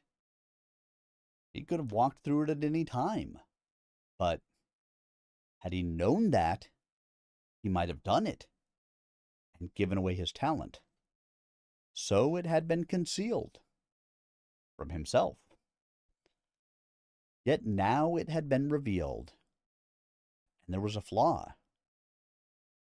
You were not hurt by the shield either, Bink cried, striking hard with his staff. I was in direct contact with you when we entered, Trent said. So was Chameleon. You were unconscious, but your talent still operated. To allow the two of us to die while you survived unscathed, that would have given it away. Or possibly a small field surrounds you, enabling you to protect those you touch. Or your talent looked ahead and knew that if the magic of the shield eliminated us at that time, you would be cast into the den of the Krakenweed alone, and be unable to escape and die there. You needed me and my power of transformation to survive the magical threats, so I was spared. And Chameleon, because you would not have worked with me if she had not done so. So we all survived, in order to promote your survival. And we never suspected the true cause. Similarly, your magic protected us all during our trek through the wilderness. I thought I needed you to protect me, but it was the other way around. My talent became a mere aspect of yours. When you were threatened by the Wiggles and the invisible giant, you drew on my transformation of you to abate that threat, still without revealing. Trent shook his head, still parrying Bink's clumsy attacks easily. Suddenly, it becomes less amazing, and your talent more impressive.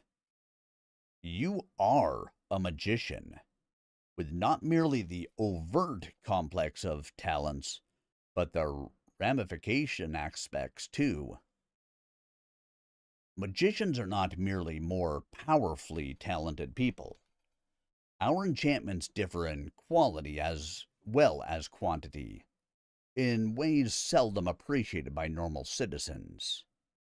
You are on a par with Humphrey and Iris and myself.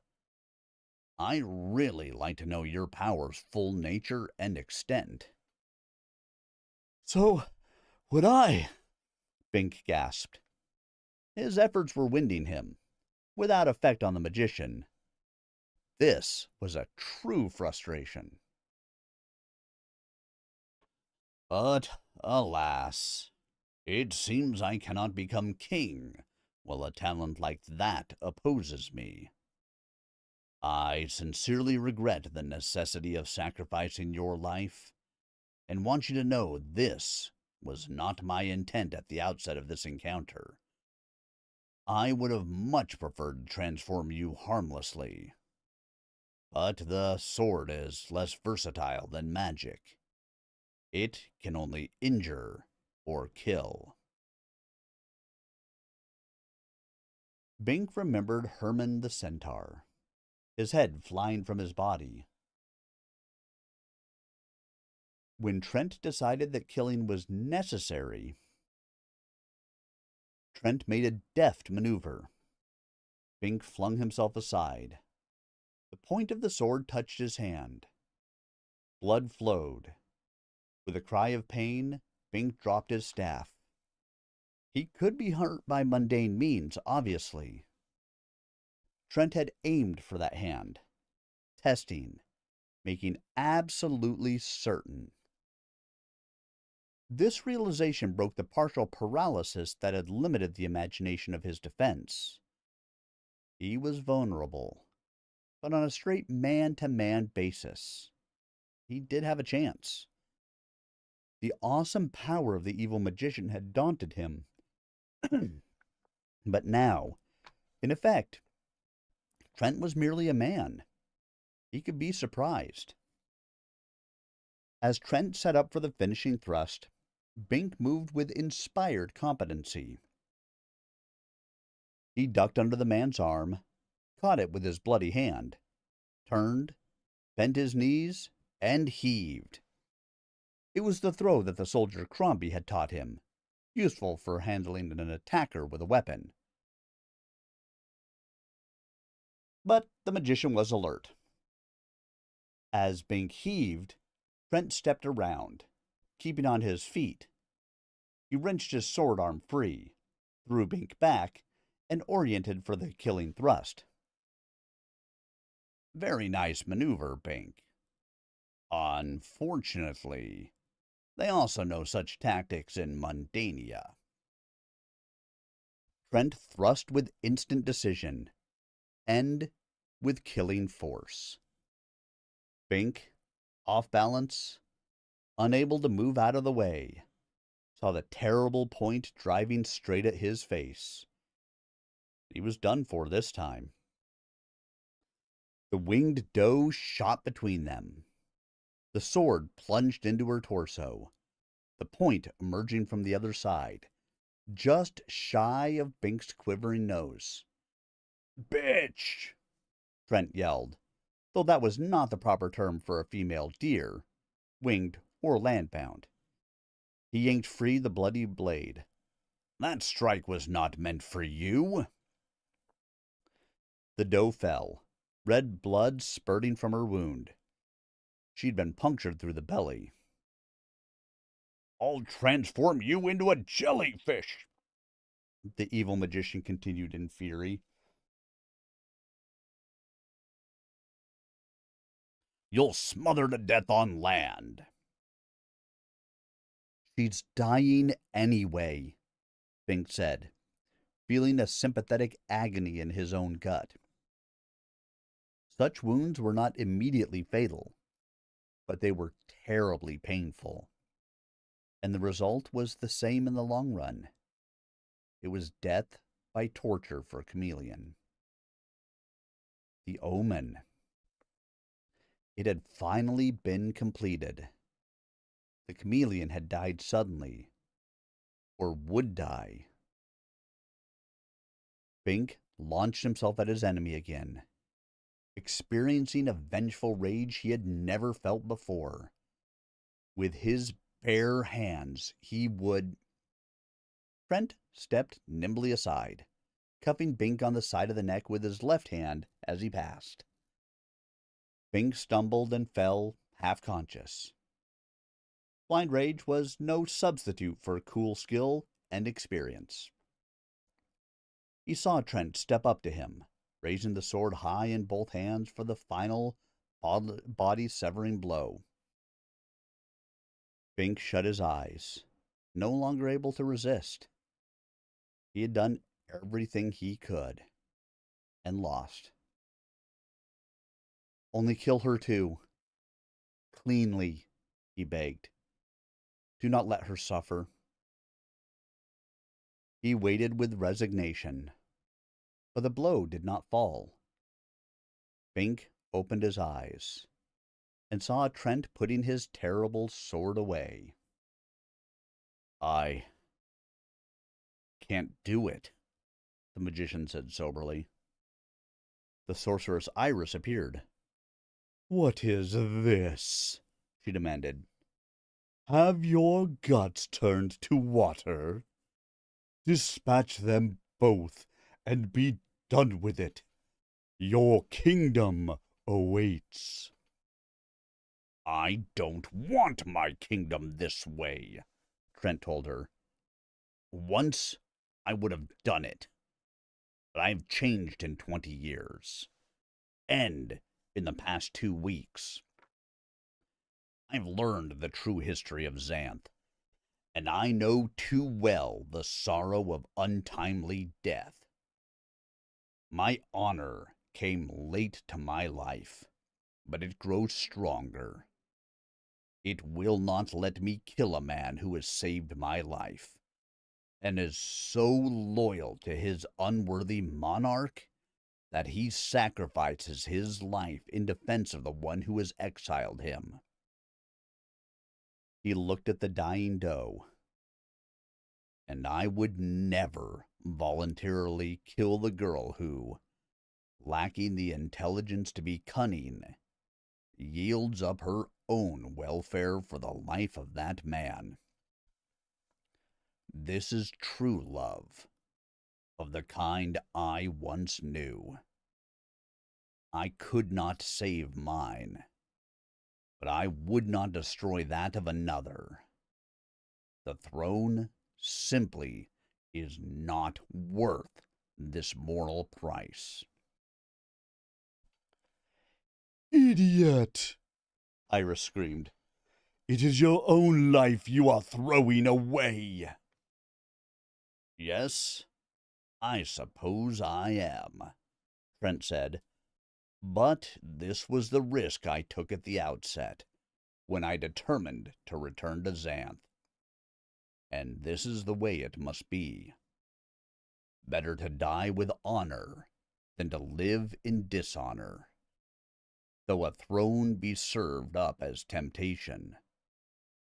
Perhaps it was not power I sought, but perfection of self. He kneeled beside the doe and touched her, and she was a human chameleon again. Blood leaked from the terrible wound in her abdomen. I cannot save her, he said sadly, any more than I could cure my wife and child. I am no doctor. Any creature into which I might transform her would suffer similarly. She must have help. Magic help. The magician looked up. Iris, you can help. Project your image to the castle of the good magician Humphrey. Tell him what has happened here, and ask him for healing water. I believe the authorities of Xanth will help this innocent girl, and spare this young man, whom they wrongly exiled. I'll do nothing of the sort, the sorcerer screamed. Come to your senses, man. You have the kingdom in your grasp. Trent turned to Bink. The sorceress has not suffered the conversion that experience has brought me. She will not help. The lure of power has blinded her to all else, as it almost blinded me. You will have to go for help. Yes, Bink agreed. He could not look at the blood coming from Chameleon. I will staunch her wound as well as I can, Trent said. I believe she will live for an hour. Do not take longer than that. No, Bink agreed. If she died. Suddenly, Bink was a bird. A fancy feathered, fire-winged phoenix, sure to be noticed, since it appeared in public only every 500 years. He spread his pinions and took off into the sky. He rose high and circled, and in the distance to the east, he saw the spire of the good magician's castle glinting magically. He was on his way. And we've made it through 2 chapters this evening. I don't know why I get the hacking, coughing, wheezins.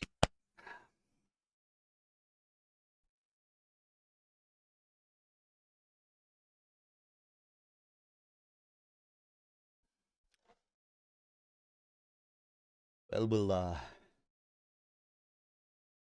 let our breath rest for a moment and Then we will go again.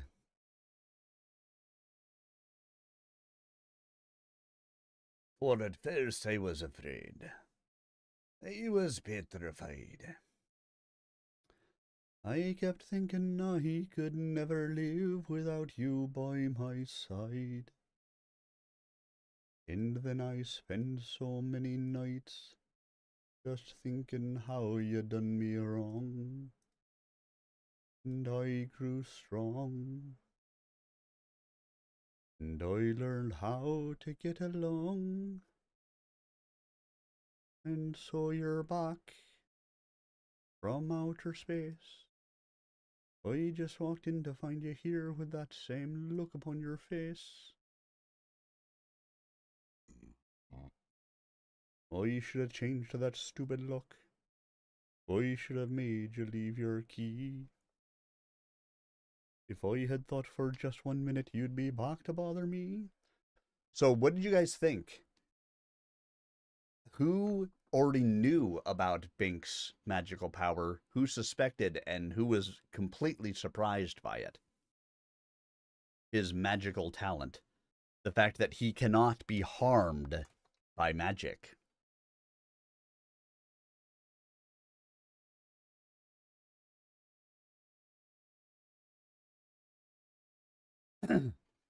And of course, the reason why it basically couldn't be manifested was because if people knew about it, then they would just, seek to harm him in other ways. And thus nullify it as being a valid kind of an option.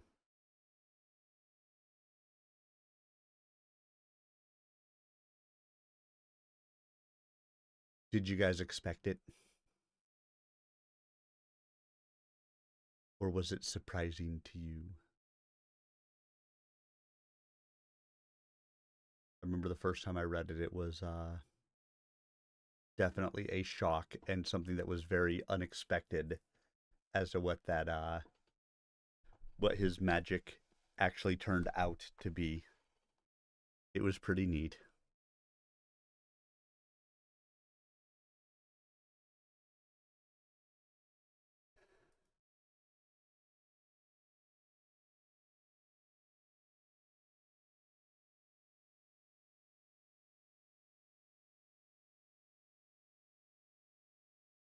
We'll get started here momentarily. Just let my voice rest for just a moment.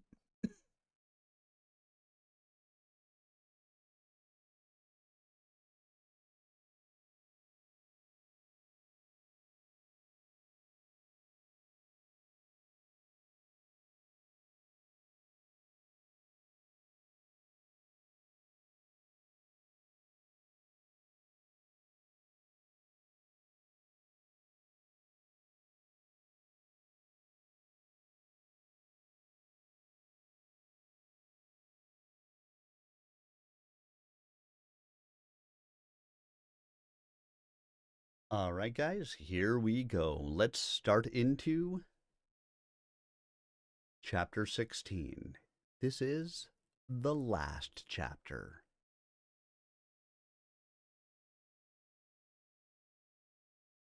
Chapter 16. King. A flying dragon appeared. Pretty bird, I'm going to eat you up, it said. Bink sheered off, but the monster was before him again. You can't escape, it said. It opened its toothy mouth. Was his mission of mercy to end here? So near success? Bink pumped his wings valiantly, climbing higher, hoping the heavier dragon could not achieve the same elevation.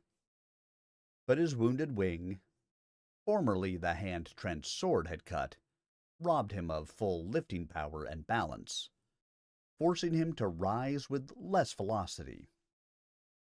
The predator paralleled him without effort, staying between him and the far castle.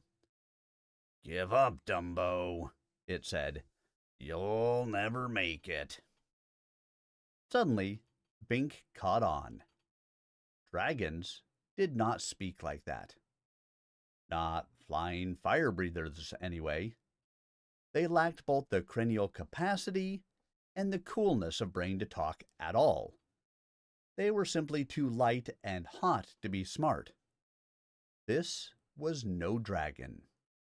It was an illusion spawned by the sorceress. She was still trying to stop him, hoping that if he disappeared and Chameleon died, Trent would resume his march on the throne. Trent would have done his best and failed. Realistically, he would continue toward his goal.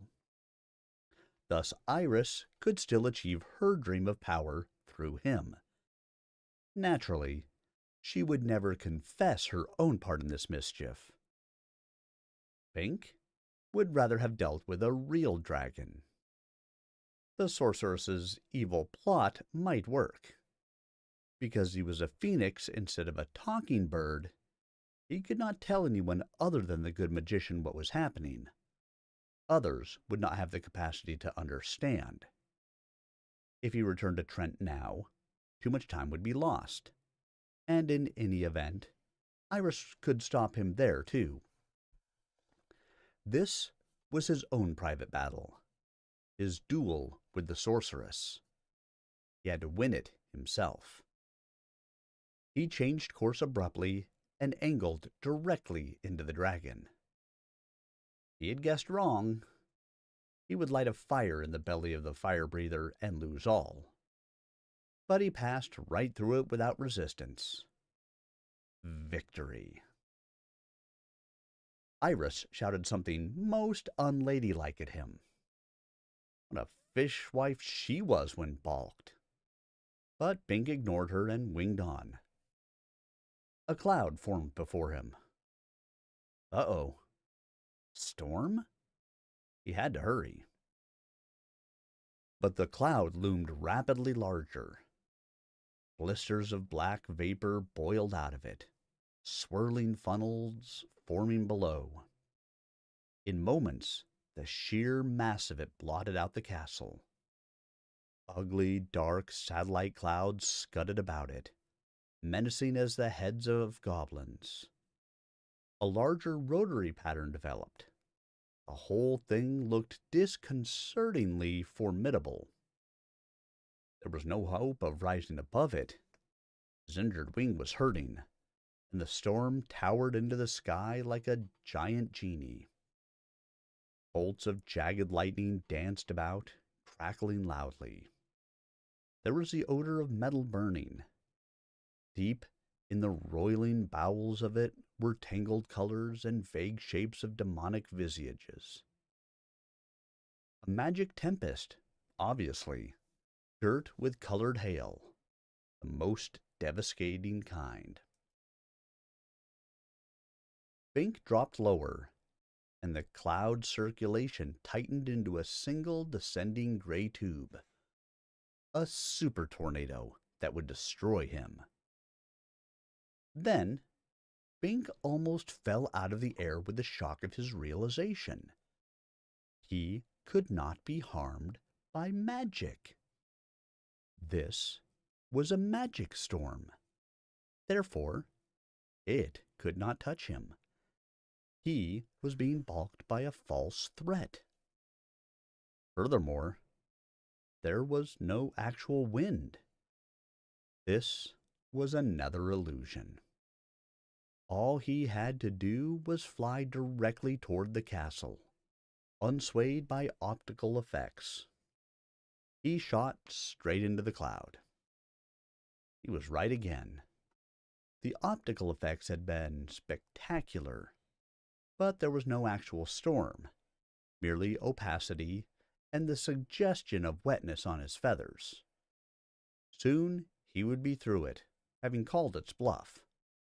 Then nothing could stop him from reaching the castle of the good magician. But the grayness continued. How could he go to the castle when he couldn't see it? Iris couldn't fool him but she could effectively blind him. Maybe he, personally, could not be harmed by magic, either real or illusory magic, but his talent did not seem to be concerned with the welfare of other people, no matter how Bink himself might feel about them. He would survive if Chameleon died. He might not enjoy that survival, but the technicality would have been honored.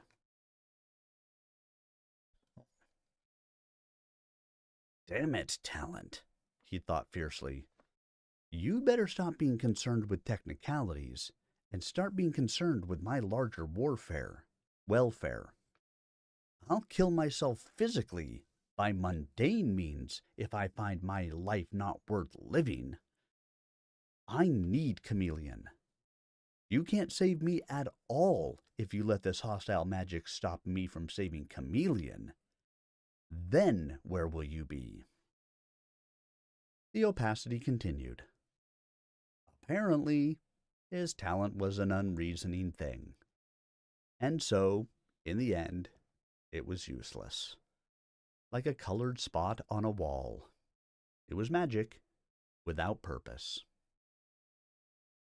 He peered about, determined to fight it through himself. He had made it this far through life without any talent he had known about. He would have to make it similarly in the future. Somehow. Had he been headed directly toward the castle? He thought so, but he could not be sure. He had been distracted by the developing cloud, trying to avoid it, and could have lost his bearings. Trent might have transformed him into an unerring carrier pigeon, but that bird would not have been distinct enough to attract the attention of the good magician. Anyway, speculations on what he might have been were useless. He was what he was, and would have to prevail as he was. If he were now aimed wrong, he might never reach the castle, but he would keep trying.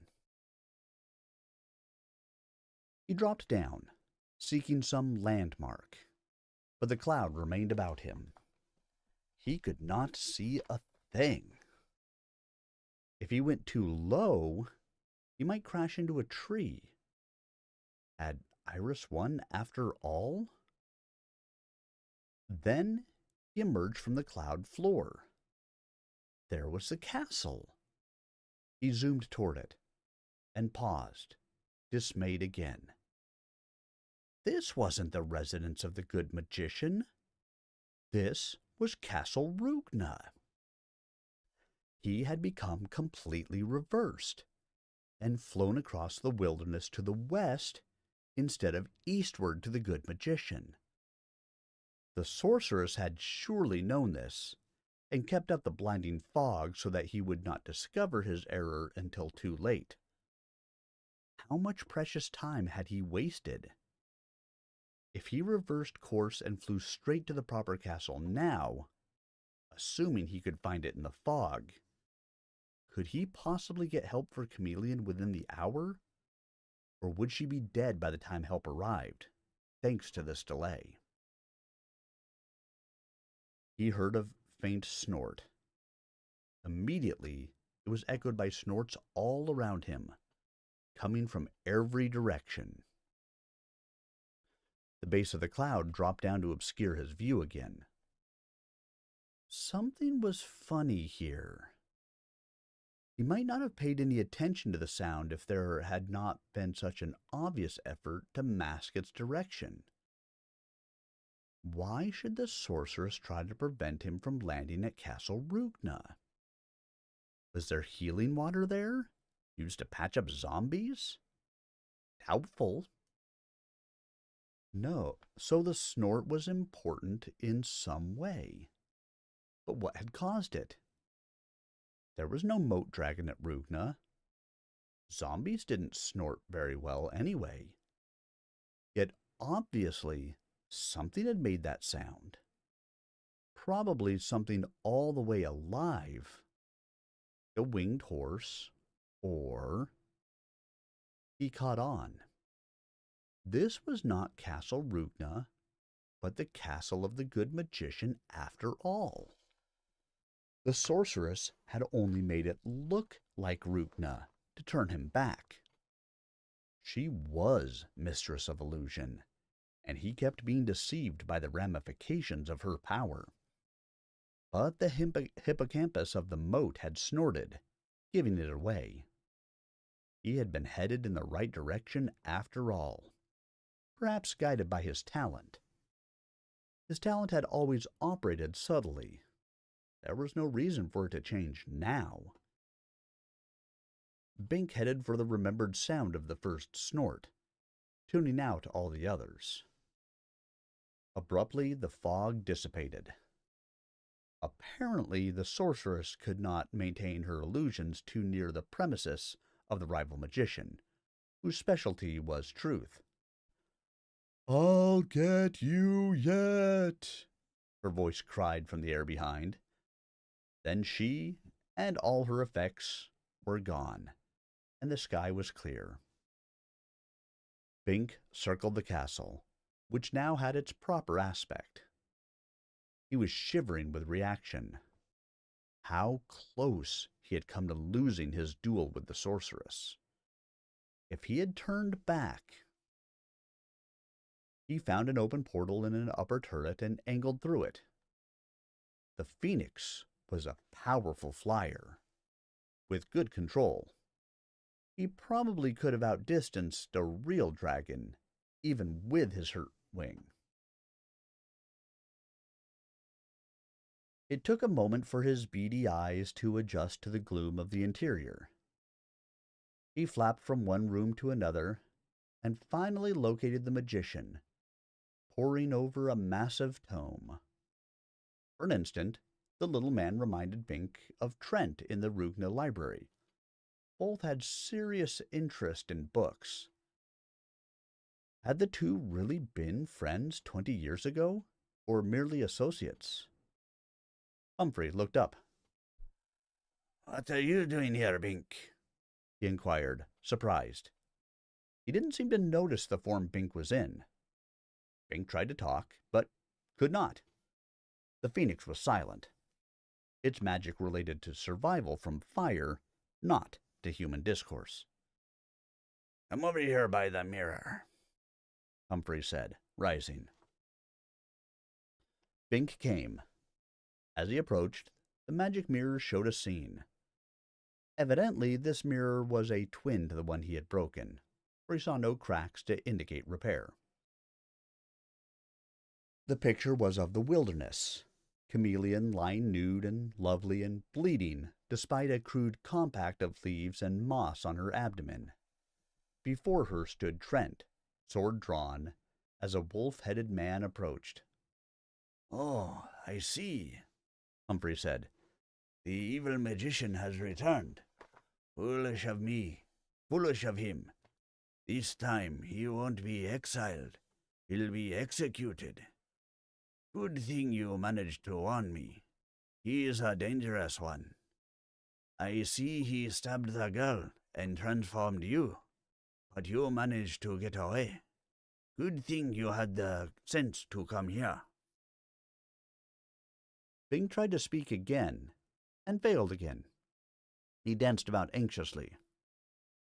"More to say? This way." The gnome-like magician took down a book and opened it, setting it on top of his prior volume on the table. The pages were blank. "Speak," he said. Bing tried yet again. No sound emerged, but he saw the words forming in neat script on the pages of the book. "Chameleon is dying. We must save her." "Of course," Humphrey agreed. "A few drops of healing water will take care of that. There'll be my fee, naturally, but first we'll have to deal with the evil magician, which means we'll have to detour to the North Village to pick up our stunner. No magic of mine can handle Trent." "No, Trent is trying to save her. He's not." Humphrey's brow wrinkled. You are saying that the evil magician helped you? He asked, surprised. That is hard to believe, Bink. As quickly as possible, Bink explained about Trent's conversion. Very well, Humphrey said with resignation. I'll take your word that he is acting in your interest in this case. But I suspect you're a bit naive. And now, I don't know who's going to pay my fee. The evil magician is very likely to get away anyway, while we detour. But we have to try to catch him for a fair trial. He has broken the law of Zant and must be dealt with immediately. It would profit us nothing if we saved Chameleon while leaving Zant in peril from the conquering lust of the Transformer. There was so much more Bink wanted to explain, but Humphrey gave him no chance. And of course, he probably was being naive. Once the evil magician had time to reconsider, he would probably revert to form. He was a serious threat to Xanth, yet Bink knew that Trent had won the duel, and so Bink, as loser, should no longer interfere in the magician's affairs. This was a devious but increasingly strong conviction. He hoped Trent managed to escape. Humphrey led him down to the castle cellar, where he tapped some fluid from a barrel. He sprinkled a drop on Bink's wing, and it was instantly sound again. The rest he put in a small bottle, which he tucked into his vest pocket. Now the good magician went to a closet and hauled out a plush carpet.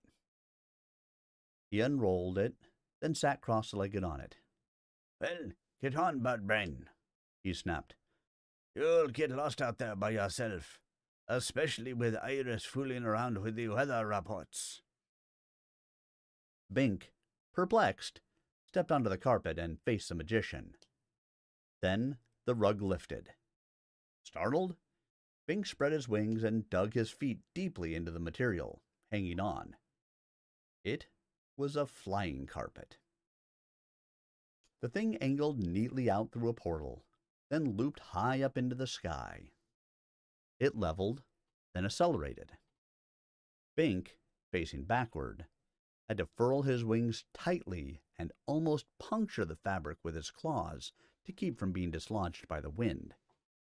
He saw the castle shrink in the distance. Just an artifact I accepted in lieu of service some years back, Humphrey explained conversationally. He sneezed. Never had much use for it. Just collects dust. But I suppose this is an emergency. He peered at Bink, shaking his head dubiously. You claim the evil magician transformed you to help you get to me quickly. Just nod your beak once for yes, twice for no. Bink nodded once. But he did stab Chameleon. Another nod, but that was not the whole story. He didn't really mean to stab her, because he was really trying to kill you, and she got in the way.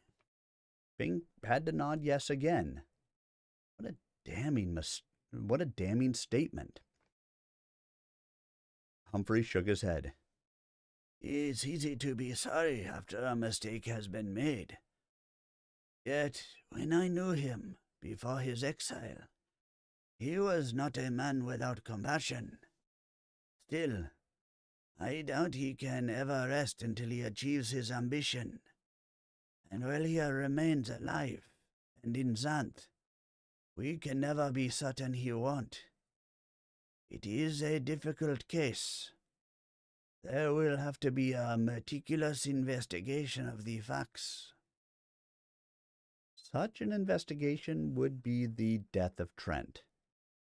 The old king would be determined to abolish this major threat to his declining power. And Trent knows what is likely to happen to him when the authorities get there, if they catch him. Trent surely did. Bink nodded yes again. And you? Do you want him dead? Bink shook his head vehemently no. Or exiled again? Bink had to think a moment. Then he shook his head again. Of course. You need him to transform you back into human form. That perhaps gives him some bargaining leverage. They might spare his life in exchange for such services. But after that, it seems likely to be exile for him. Or blindness. Blindness? But then Bink comprehended the horrible logic of it. Blind, Trent could not transform anyone. He had to see his subjects. But what a terrible fate. I see you don't like that notion either. Yet there are harsh realities to weigh. Humphrey pondered. It will be difficult enough to save your life, since you also are an illegal immigrant. But perhaps I have a wrinkle. He frowned. I'm really sorry to see Trent get into this scrape. He's a truly great magician, and we've always gotten along, not interfering in each other's business. But the welfare of Xanth comes first. He smiled briefly. After my fee, of course. Bink didn't see much humor in it. Well, it will soon be out of our hands, fortunately. What will be, will be. After that, he was silent. Bink watched the clouds, real ones this time. They loomed up larger and darker as the rug flew northward. Now the carpet was over the gap, making Bink feel less secure despite his wings. It was a long way down. When the rug passed through a cloud, it dipped alarmingly. It seemed there were internal downdrafts. But Humphrey rode with seemingly equanimity. Eyes closed, deep in thought. It got worse. The carpet, possessing no intelligence, zoomed straight for its pre-programmed destination, not trying to avoid the cloud banks. The clouds formed into towering mountains and awesomely deep valleys, and the drafts got worse. No illusion, this building storm. Though it lacked the colors and menacing swirls of Iris's illusion cloud, in its somber way, it was just as threatening. Then, the rug dropped through the fog and came out below. There was the North Village. The windows of the king's palace were draped in black. I think it has happened, Humphrey remarked as they landed before the palace gate. A village elder came out to meet them. Magician, he cried. We were about to send for you. The king is dead. Well, you'd better choose his successor then, Humphrey said acidly. There is no one, except you, the elder replied. Brain, that's no recommendation, Humphrey snapped. What would I want with the throne? It's a big, boring job that would seriously interfere with my studies.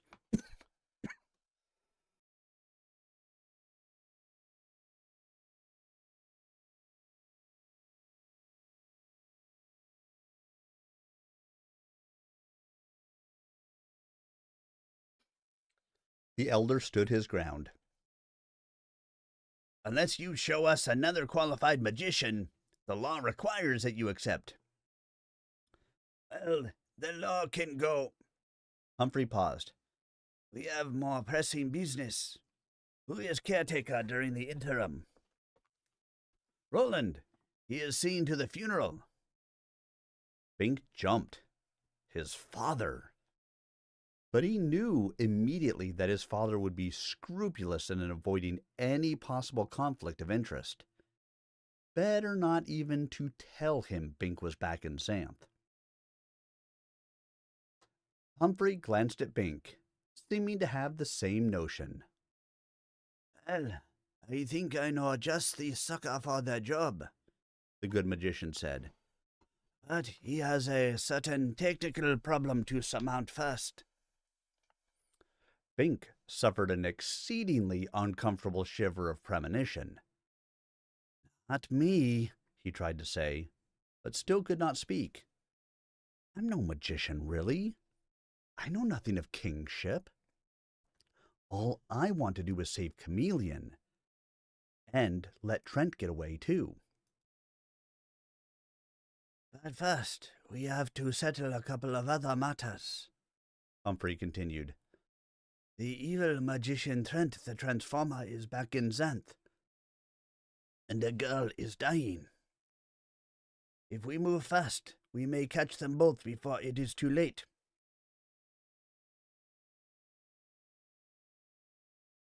Trent! The elder was shocked. What a time for him to show up! He ran into the palace. Very soon they had assembled a war party. The village travel conjurer was given the precise location, and he started popping people through. First to go was Roland himself. With luck, he would catch the evil magician by surprise and stun him in place, nullifying his magic.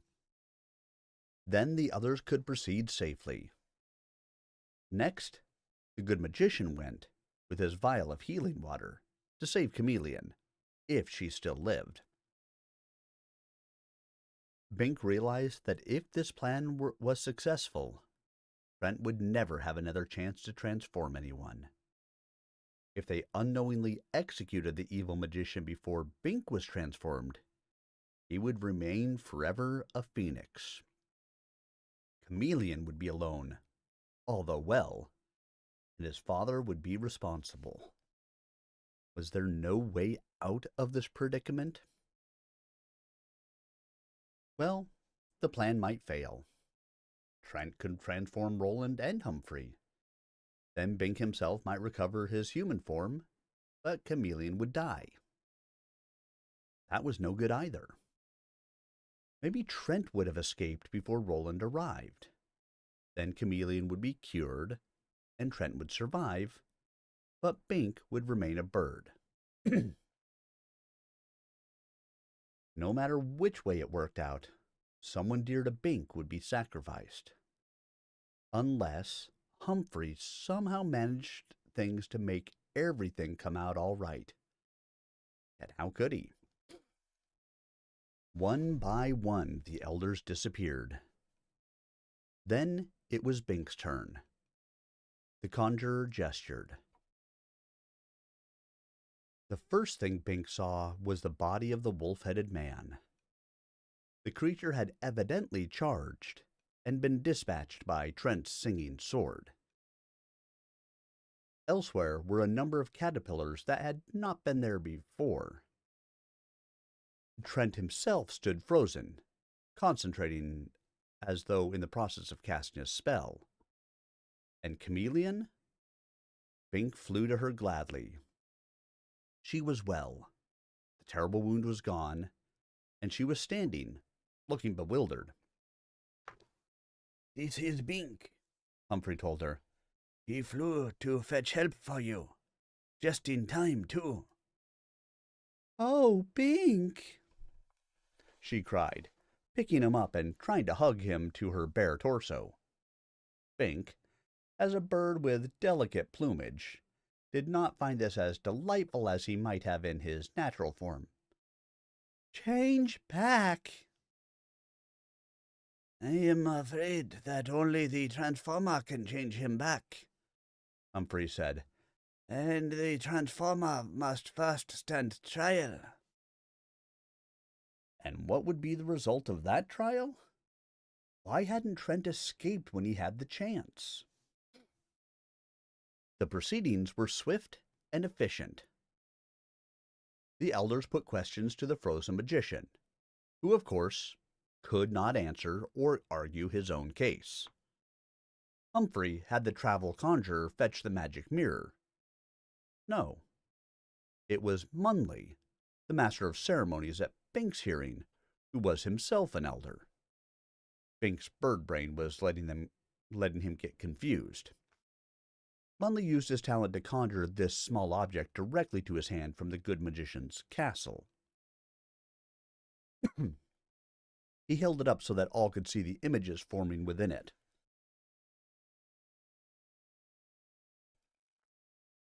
In the mirror were reflected scenes from the trio's travels in Xanth.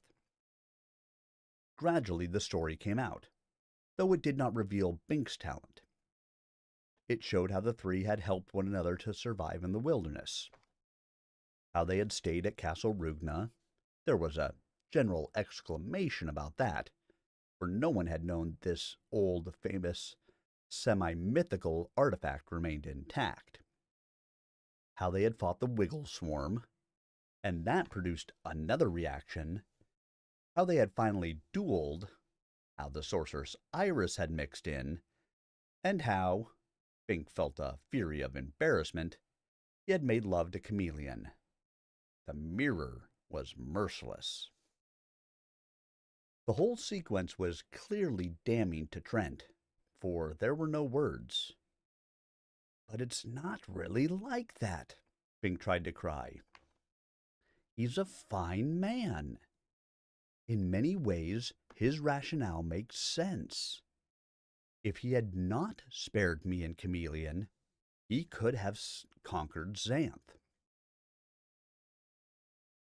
The picture froze on the final sequence of the duel.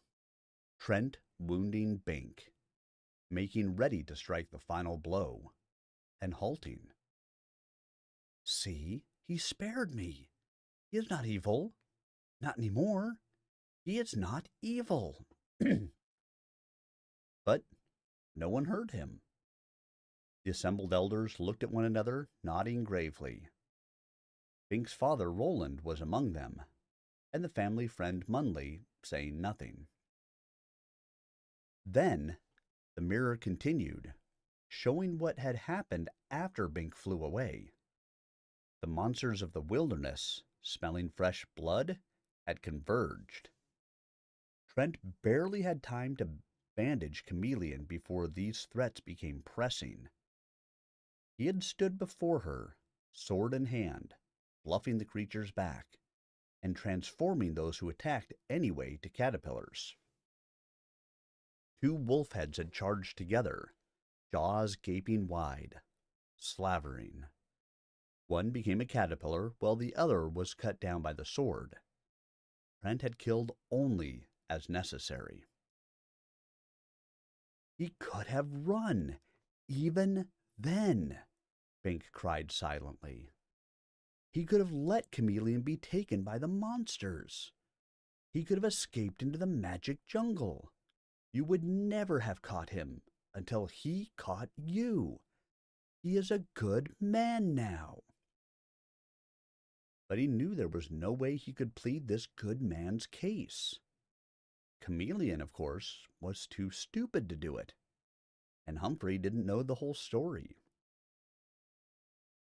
At last, the mirror showed the arrival of Roland, as strong and handsome in his fashion as the evil magician, and a few years older. He had landed facing away from Trent, and directly in front of an advancing two-headed serpent, each head a yard long. Roland, searching the wilderness before him, nervous about a nearby tangle tree, had seen neither magician nor serpent behind him. In the mirror, Trent charged, running at the tail of the monster, grabbing it with his bare hands, causing it to whirl on him furiously. Both heads had struck, and the thing had abruptly become another caterpillar, a two-headed caterpillar. Roland whirled. For an instant, the two men looked into each other's eyes, their deadly talents equivalent at this range. They seemed very similar to each other. Then Roland squinted, and Trent froze in place. The stun had scored before the transformation. Or had it? Trent never even tried to resist, Fink thought futilely. He could have transformed my father instead of the serpent, or simply let the serpent strike. Elders, have you seen enough? Humphrey inquired gently.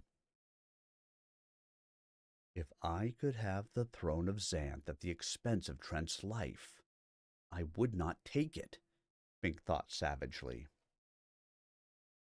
The trial had been a farce.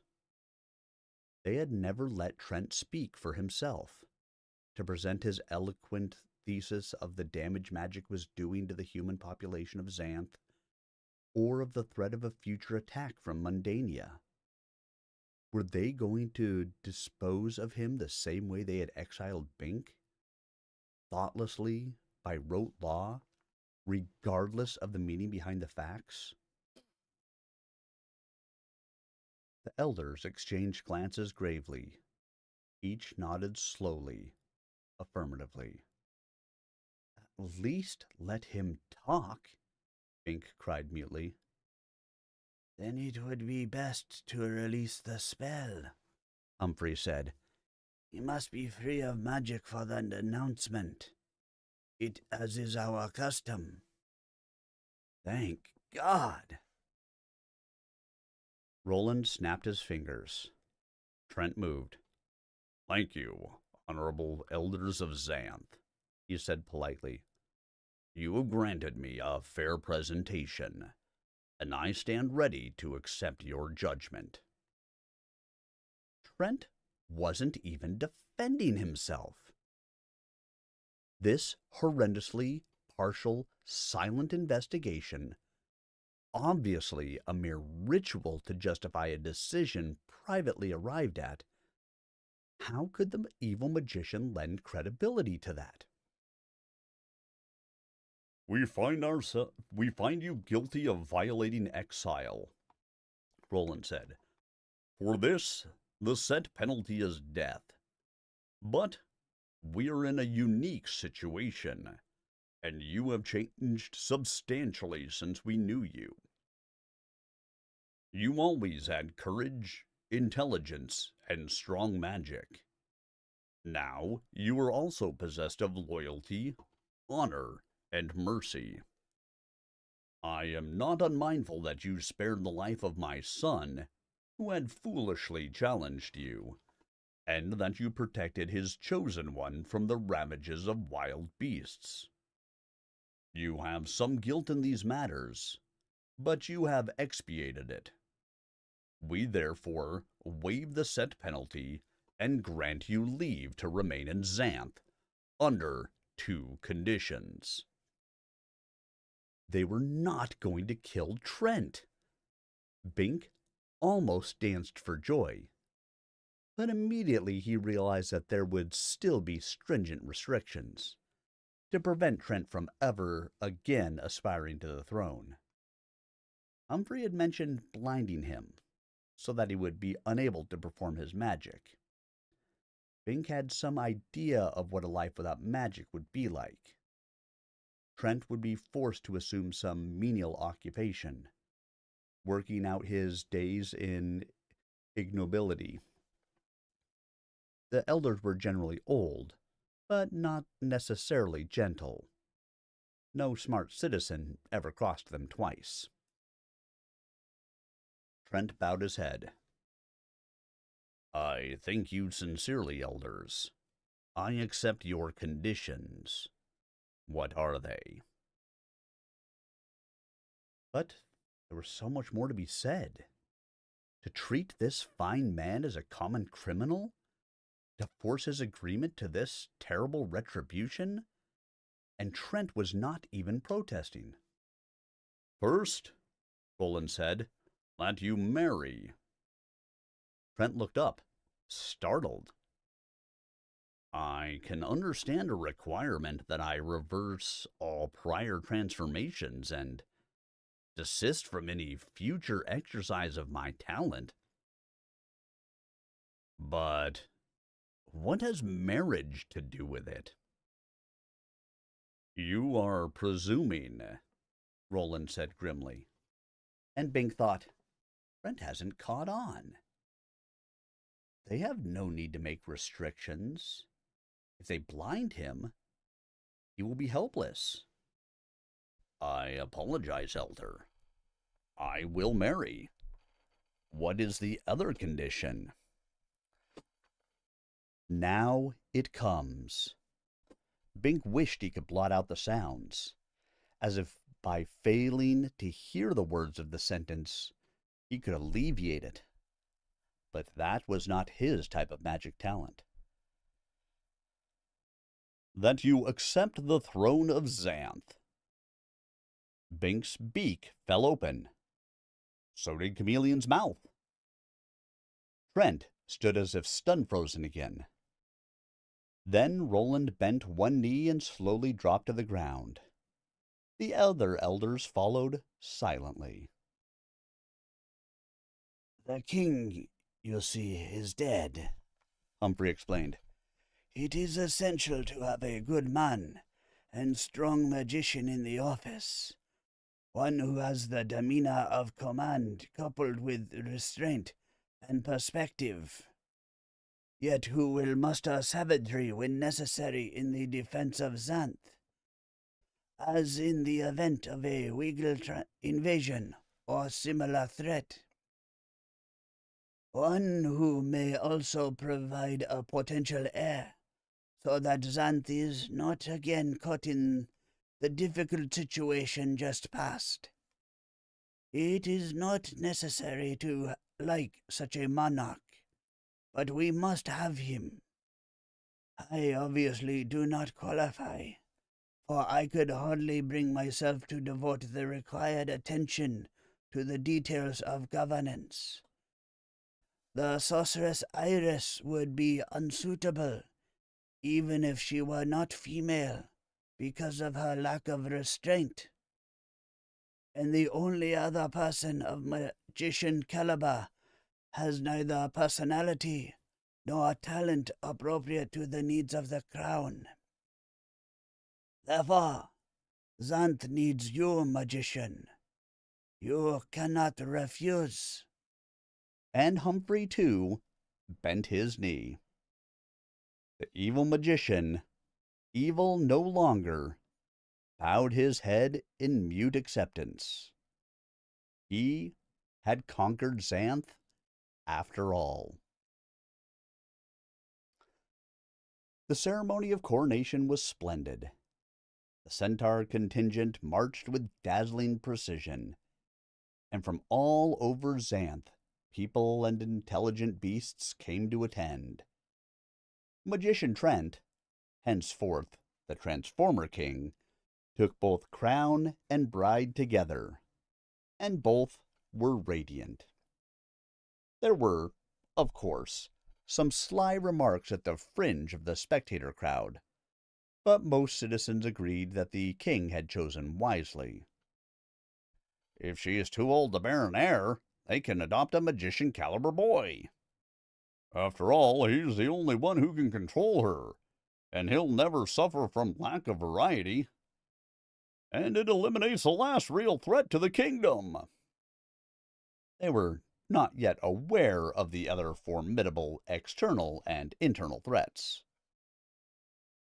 Bink, restored to his natural form, stood alone, contemplating the place where Justin Tree once stood. He was glad for Trent, and certain the man would make a fine king. Yet he suffered also from a certain anticlimactic disappointment. What would he, Bink, do now? 3 youths passed, 1 middle-aged. Zinc, Jama, and Portifer. They were chastened, their eyes downcast. They knew that the days of wild nuisance were over. With the new king in power, they would have to behave, or else be transformed. Then 2 centaurs trotted up. So glad to see you, Bink, Cherie exclaimed. Isn't it wonderful you weren't exiled after all? She nudged her companion. Isn't it, Chester? Chester forced his face into a tortured smile. Yeah, sure, he mumbled. You must come and visit us, Cherie continued brightly. Chester speaks so often of you. Chester made a little throttling motion with his 2 powerful hands. Yeah, sure, he repeated, more brightly. Bink changed the subject. Did you know I met Herman the Hermit in the wilderness? He said. He died a hero. He used his magic. Bink paused, remembering that the centaurs regarded magic in a centaur as obscene. That would probably change once Trent publicized the knowledge gained from the Castle Rugna archives. He organized the campaign that wiped out the Wiggle Swarm before it infested all of Xanth. I hope Herman's name will be honored among your kind in the future. Surprisingly, Chester smiled. Herman was my uncle, he said. He was a great character. The Colts used to kid me about his exile. Now he's a hero, you say. Cherie's mouth tightened. We don't discuss obscenity in the presence of a filly, she warned him. Come on. Chester had to accompany her, but he looked back briefly. Yeah, sure, he said to Bink. You come see us real soon. Tell us all about what Uncle Herman did to save Xanth. They were gone. Suddenly, Bink felt very good. Chester was the last creature he would have expected to have something in common with, but he was glad it had happened.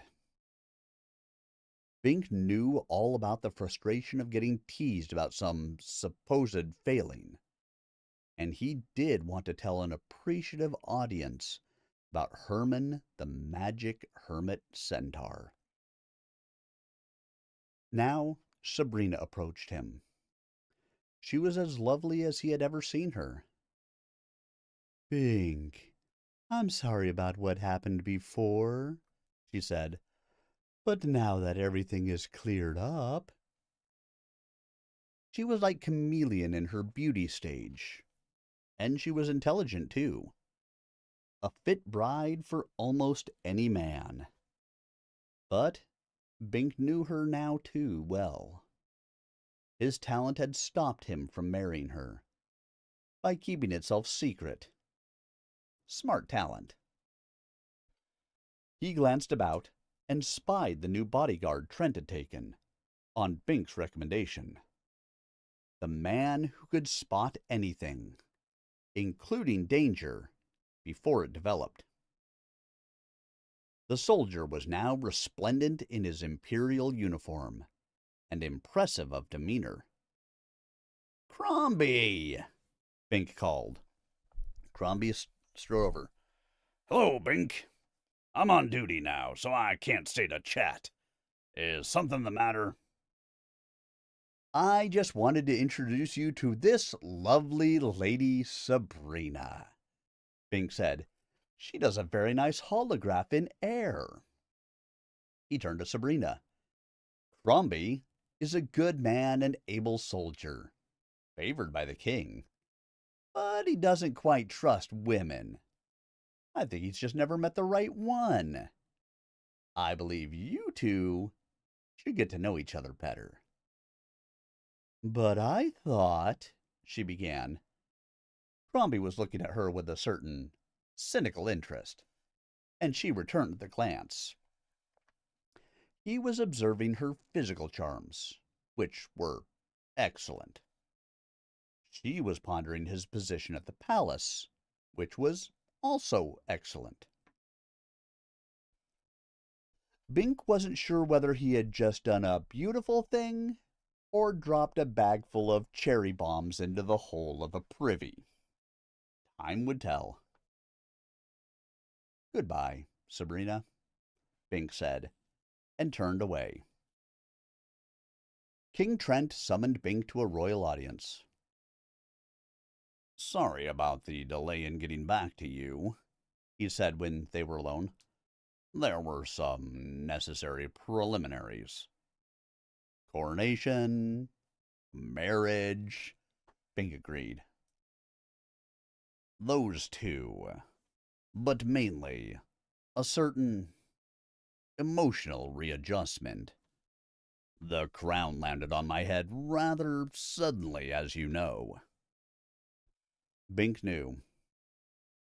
"If I may ask, Your Majesty, why I did not desert Chameleon and flee into the wilderness?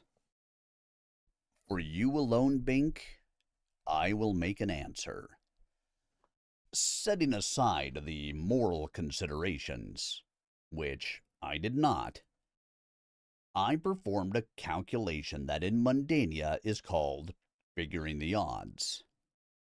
When you took flight for the castle of the good magician, I judge your chances of success to be about 3-1 in your favor. Had you failed, I would have been safe anyway. There was no point in deserting Chameleon.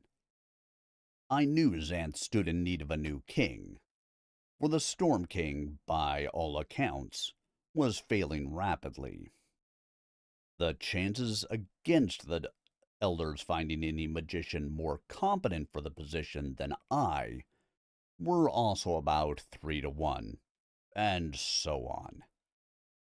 Altogether, my chances of obtaining the throne by sitting tight were 9-16, with only a 3-16 chance of execution. These were better odds than survival alone in the wilderness, which I would rate at a 1 chance in 2. Understand? Bink shook his head. "Those figures, I don't see."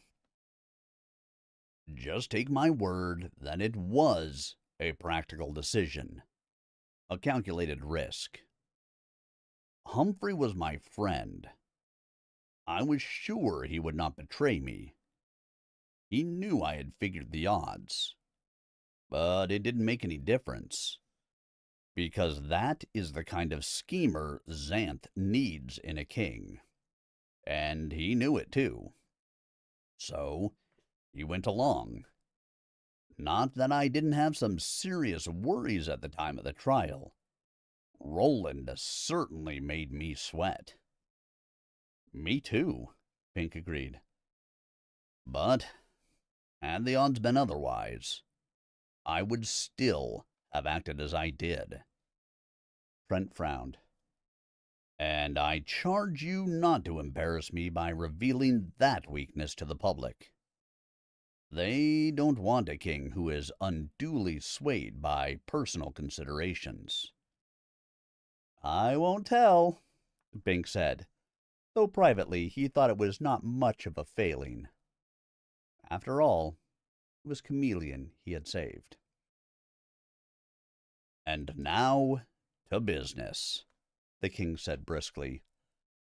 "I shall of course grant you and Chameleon royal dispensation to remain in Xanth without penalty for your violations of exile. No, this has nothing to do with your father. I never even realized you were the son of Roland until I saw him again and recognized the family resemblance. He never said a word about you. Fine avoidance of conflict of interest there. Roland will be an important man in the new administration, I assure you. But that's beside the point. There will not be any more exiles for anyone, or restrictions on immigration from Mundania unless there is violence connected. Of course, this means you are released from having to demonstrate your magic talent. In all Xanth, only you and I comprehend its specific nature. Chameleon was present at the discovery, but was not in condition to assimilate it. Humphrey knows only that you have magician-class magic, so it will remain our secret. Oh, I don't mind. You don't quite understand, Bink. It is important that the precise nature of your talent remains secret. That is its nature. It must be a private thing. To reveal it is to vitiate it. That is why it protects itself so carefully from discovery. Probably I was permitted to learn of it only to help protect it from others, and that I intend to do. No one else will know. Yes, but I see you still don't follow. Your talent is remarkable and subtle. It is, in its totality, a thing of magician rank, equivalent to any magic in Xanth. All other citizens, whether of the spot-on-wall variety or of magician class, are vulnerable to those types of magic they don't themselves practice. Iris can be transformed. I can be stunned. Humphrey can be harassed by illusion. You get the point. Only you are fundamentally secure from all other forms of magic. You can be fooled or shamed or grossly inconvenienced, but never actually physically hurt. That is exceedingly broad protection. Yes, but in fact, we may never know the ultimate limits of it. Consider the manner in which you re-entered Xanth without revealing your talent to anyone who would tell. Our entire adventure may be no more than the manifestation of one facet of your talent. Chameleon and I may merely have been tools to convey you back into Xanth safely. By yourself, you might have been trapped in Castle Rugna, or run afoul of the Wiggles, so I was there to smooth your way.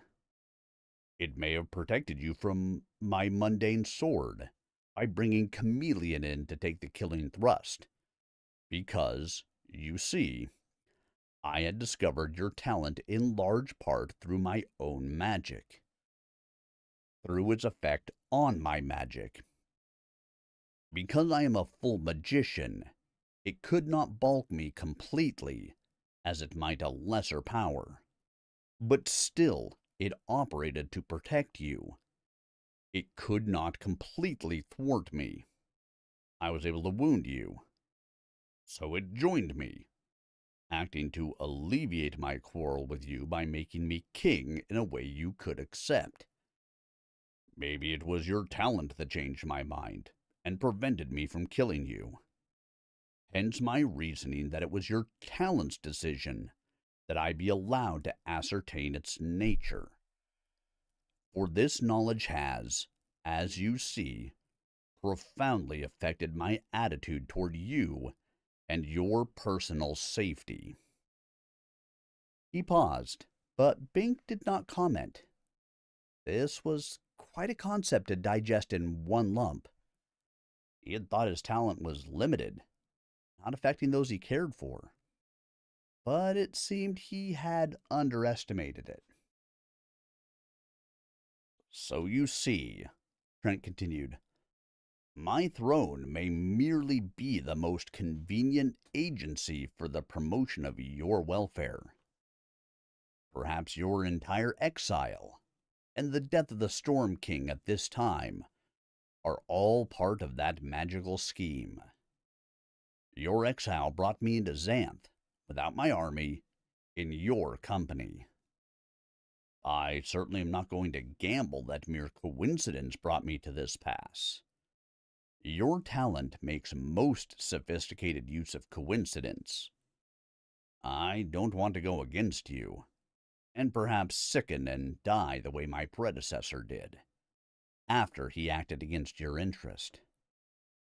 No, Bink, I wouldn't want to be your enemy, even if I weren't already your friend.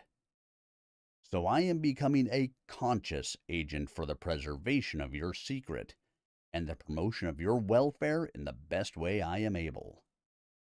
Knowing how you feel about Xanth, I shall try to be the best possible king, ushering in a new golden age, so that you never suffer any direct or indirect threats through my mismanagement. Now, do you understand? Bink nodded. I guess I do, Your Majesty. Trent stood up, clapping him heartily on the back. Good. All had better be well. He paused, thinking of something else. Have you decided on an occupation yet, Bink? I can offer you anything short of the crown itself, though even that may be in your future if... No! Bink exclaimed. Then he had to backtrack, seeing Trent's broad grin. I mean, yes, I thought of a job. You said once. Bink hesitated, suddenly awkward. You don't seem to have listened very well.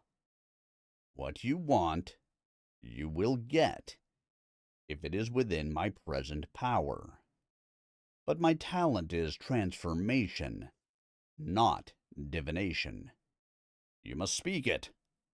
Out with it. Well, in the wilderness, when we were waiting for Chameleon to, just before the Wiggles, we talked about the mystery of...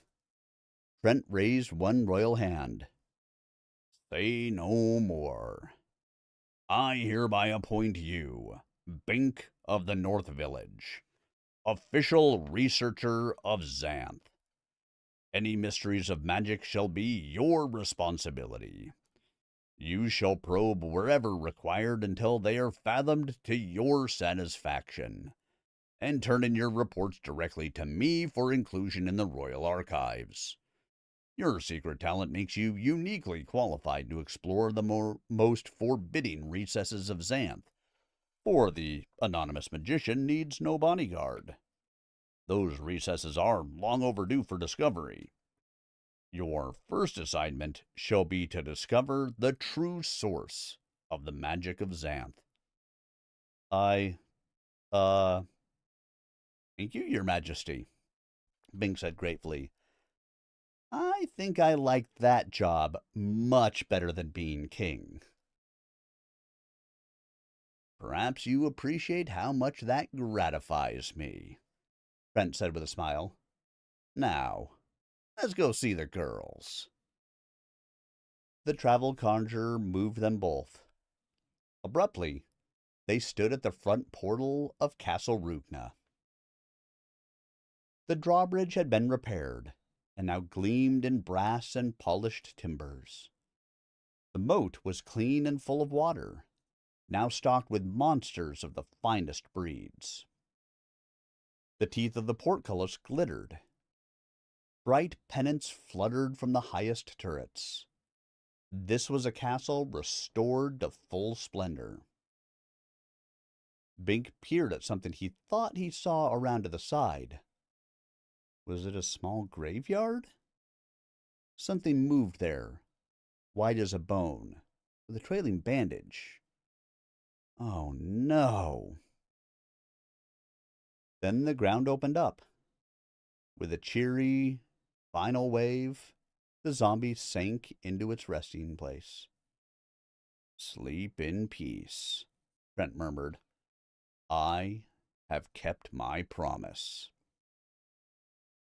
And if he had not, would the zombies have marched out of the wilderness to compel performance? That was one mystery Bink did not intend to explore. They entered Castle Rugna. All 6 ghosts greeted them in the front hall, every one in full human shape. Millie quickly popped off to notify the Queen of the King's arrival. Iris and Chameleon swept up together, wearing castle tunics and slippers. The sorceress was in her natural form, but so neatly garbed and coiffed that she was not unattractive. And Chameleon was almost back to her center stage, average in both appearance and intellect. The Queen made no pretense of affection for Trent. It had been a marriage of convenience, as anticipated. But her pleasure in the position and her excitement about the castle were obviously genuine. "This place is marvelous," Iris exclaimed. "Chameleon has been showing me around, and the ghosts instructed our toilettes. All the room and grandeur I ever wanted. And it's all real. And it wants so much to please. I know I'm going to love it here." "That's good," Trent said gravely. "Now, put on your pretty face. We're entertaining company." The middle-aged woman was instantly replaced by a stunningly smoothed and buxom young woman with a low décolletage. "I just didn't want to embarrass Chameleon. You know, in her average phase." "You cannot embarrass her in any phase. Now apologize to Bink." Iris made a breathtaking curtsy to Bink. She was ready to do anything to remain queen. And human. Trent could make her into a warty toad, or he could make her into the very figure she now resembled. He could probably make her young enough to bear a child, the heir to the throne. Trent was the master, and Iris seemed to lack even the inclination to question this. "I'm sorry, Bink. I really am. I just got carried away there during the duel, and after. I didn't know you were going to fetch the elders to make Trent king." Bink hadn't known that either. "Forget it, Your Majesty," he said uncomfortably. He looked at Chameleon, so close now to Dee, the girl he had liked from the outset, despite Crombie's dire warnings. A fit of shyness overcame him. "Go ahead. Get it over with," Trent muttered in his ear. "She's smart enough now." Bink thought about how much of his adventures had centered around Chameleon's quest for a spell to make her normal, when she really was quite satisfactory, and even somewhat challenging as she was. How many people similarly spent their lives searching for their own spells? Some gratuitous benefit, such as a silver tree, or political power, or undeserved acclaim, when all they really needed was to be satisfied with what they already had. Sometimes what they had was better than what they thought they wanted. Chameleon had thought she wanted to be normal. Trent had thought he wanted armed conquest.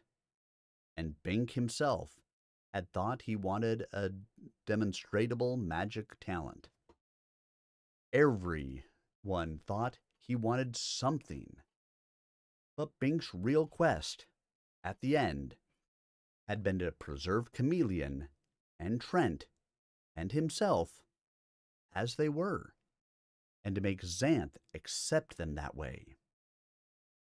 He had not wanted to take advantage of Chameleon in her stupid phase. He wanted to be sure she understood the full implications before he something tickled his nose. Embarrassingly, he sneezed. Iris nudged Chameleon with her elbow. Yes, of course I'll marry you, Bink, Chameleon said. Trent guffawed. Then Bink was kissing her, his ordinary, extraordinary girl. She had found her spell all right. She had cast it over him. It was the same as Crombie's curse. Love. And at last, Bink understood the meaning of his omen. He was the hawk who had carried away Chameleon. She would never get free.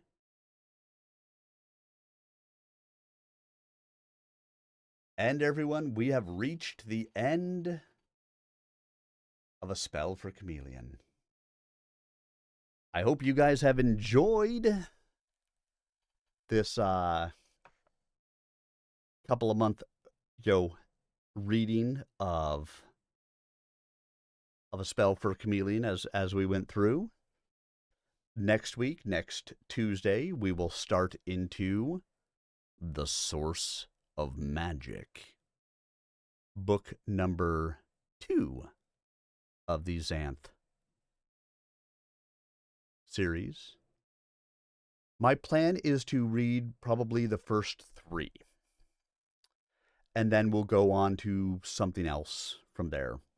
We'll make a trilogy of it, and then we'll go on to something from there, and then we'll figure out where we continue from at that point. But I hope you guys all enjoyed it. Of course, the recordings of this I will get posted up onto my YouTube channel a little bit later this evening. So if you have not already, get out there and give a subscribe to that YouTube channel. You can catch all of the chapters of A Spell for Chameleon out there. So any of them that you have missed, stop back out, take a listen. If you want to give a like to any of the chapters that you particularly enjoy, or just that you enjoy, or just that you want to give a like to, or a comment, or anything else, please feel free. Tomorrow is Wednesday. Wednesday is Abomination Vaults Day, so I will be back for Abomination Vaults tomorrow. Thursday is Thanksgiving. I don't know that I will be on for Stompy Mech Thursday on Thanksgiving. If I am back in plenty of time, I will be on. I will stream. I don't know for sure what time we will get back because we're going to in-laws for food and everything. But my wife works in retail, so she will have to be back because she has to be into work fairly early on Friday. So there's a decent chance I'm home by 8 to be able to stream. But if I'm not, you know why. And if not, I will stream on Friday instead. So that's just a little look at the future of this week. I hope you guys all have yourselves a wonderful evening. Thank you for joining me over these last couple of weeks as we read through A Spell for Chameleon. The greatest gift that you guys can give to a streamer is a gift of your time. And I appreciate that you guys gave me the gift of yours this evening, whether it was for 5 minutes or for 4 hours. As an aspiring voiceover artist, I really appreciate that you guys are here to listen as I practice my craft. And I hope you guys enjoy it, from the listening side as much as I enjoy it from the performing side. I will look forward to seeing you guys all again really soon. Have a great night, everybody, and a wonderful Wednesday or couple of days until I see you again. Good night, all.